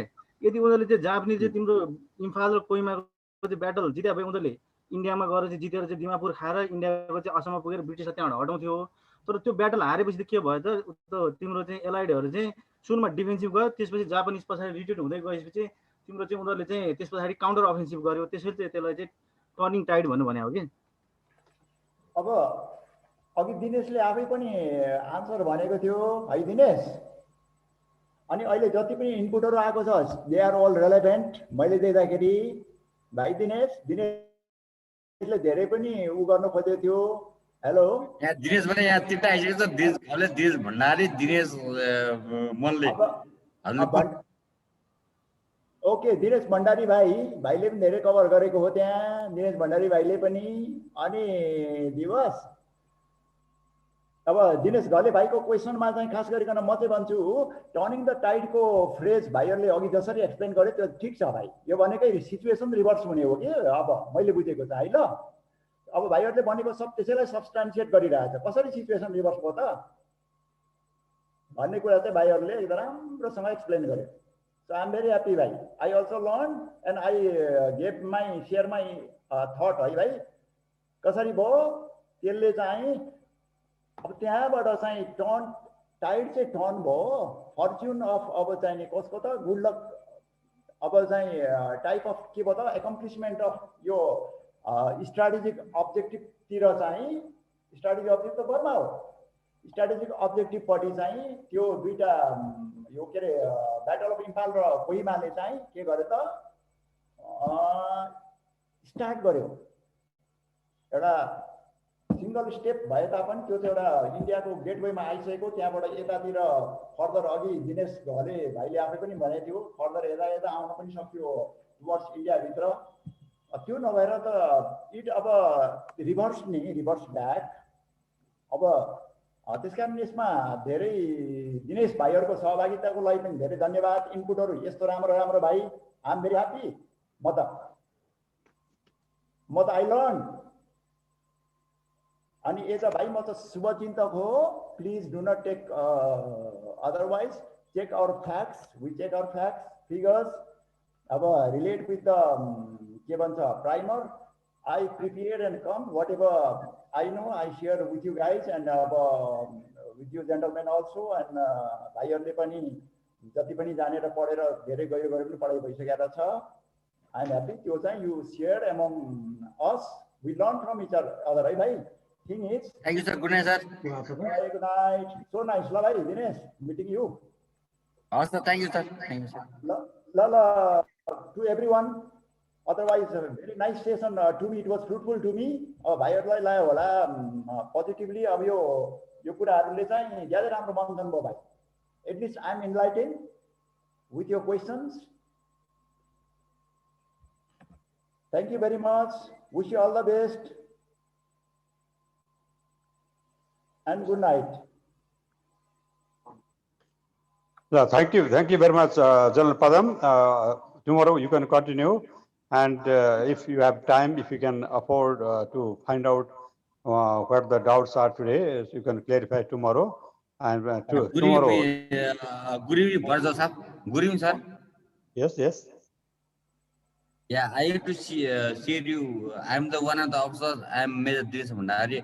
So you have to focus that while this decade is going to exhibit education for all, then you have to mean that be focused on primer, right sir?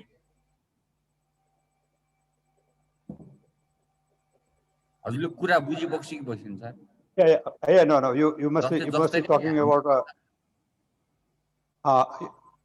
I think you are saying that we must consult the premier also. It is given to all the yes sir, हामी त pass हुनु पर्यो sir. हो sir, हजुरले यो मात्रै यो भन्ने कसो गर्दैछ त्यो राजनीति भाइलाई भन्छु है सर। ठीक छ तिनी बेस्ट सर, तिनी बेस्ट सर। Okay, every पढ्ने का आफ्नो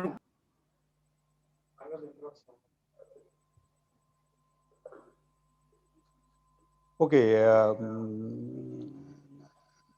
Dipendra, we got your point, and the resource persons will try to limit their talk on the basis of the premier, and everybody has got the premier. We hope that everything will be, or they will relate the premier in their talk. Thank you very much. We'll see you tomorrow at 4 o'clock. Thank you. Thank you, sir. Thank you, sir. Good night, sir.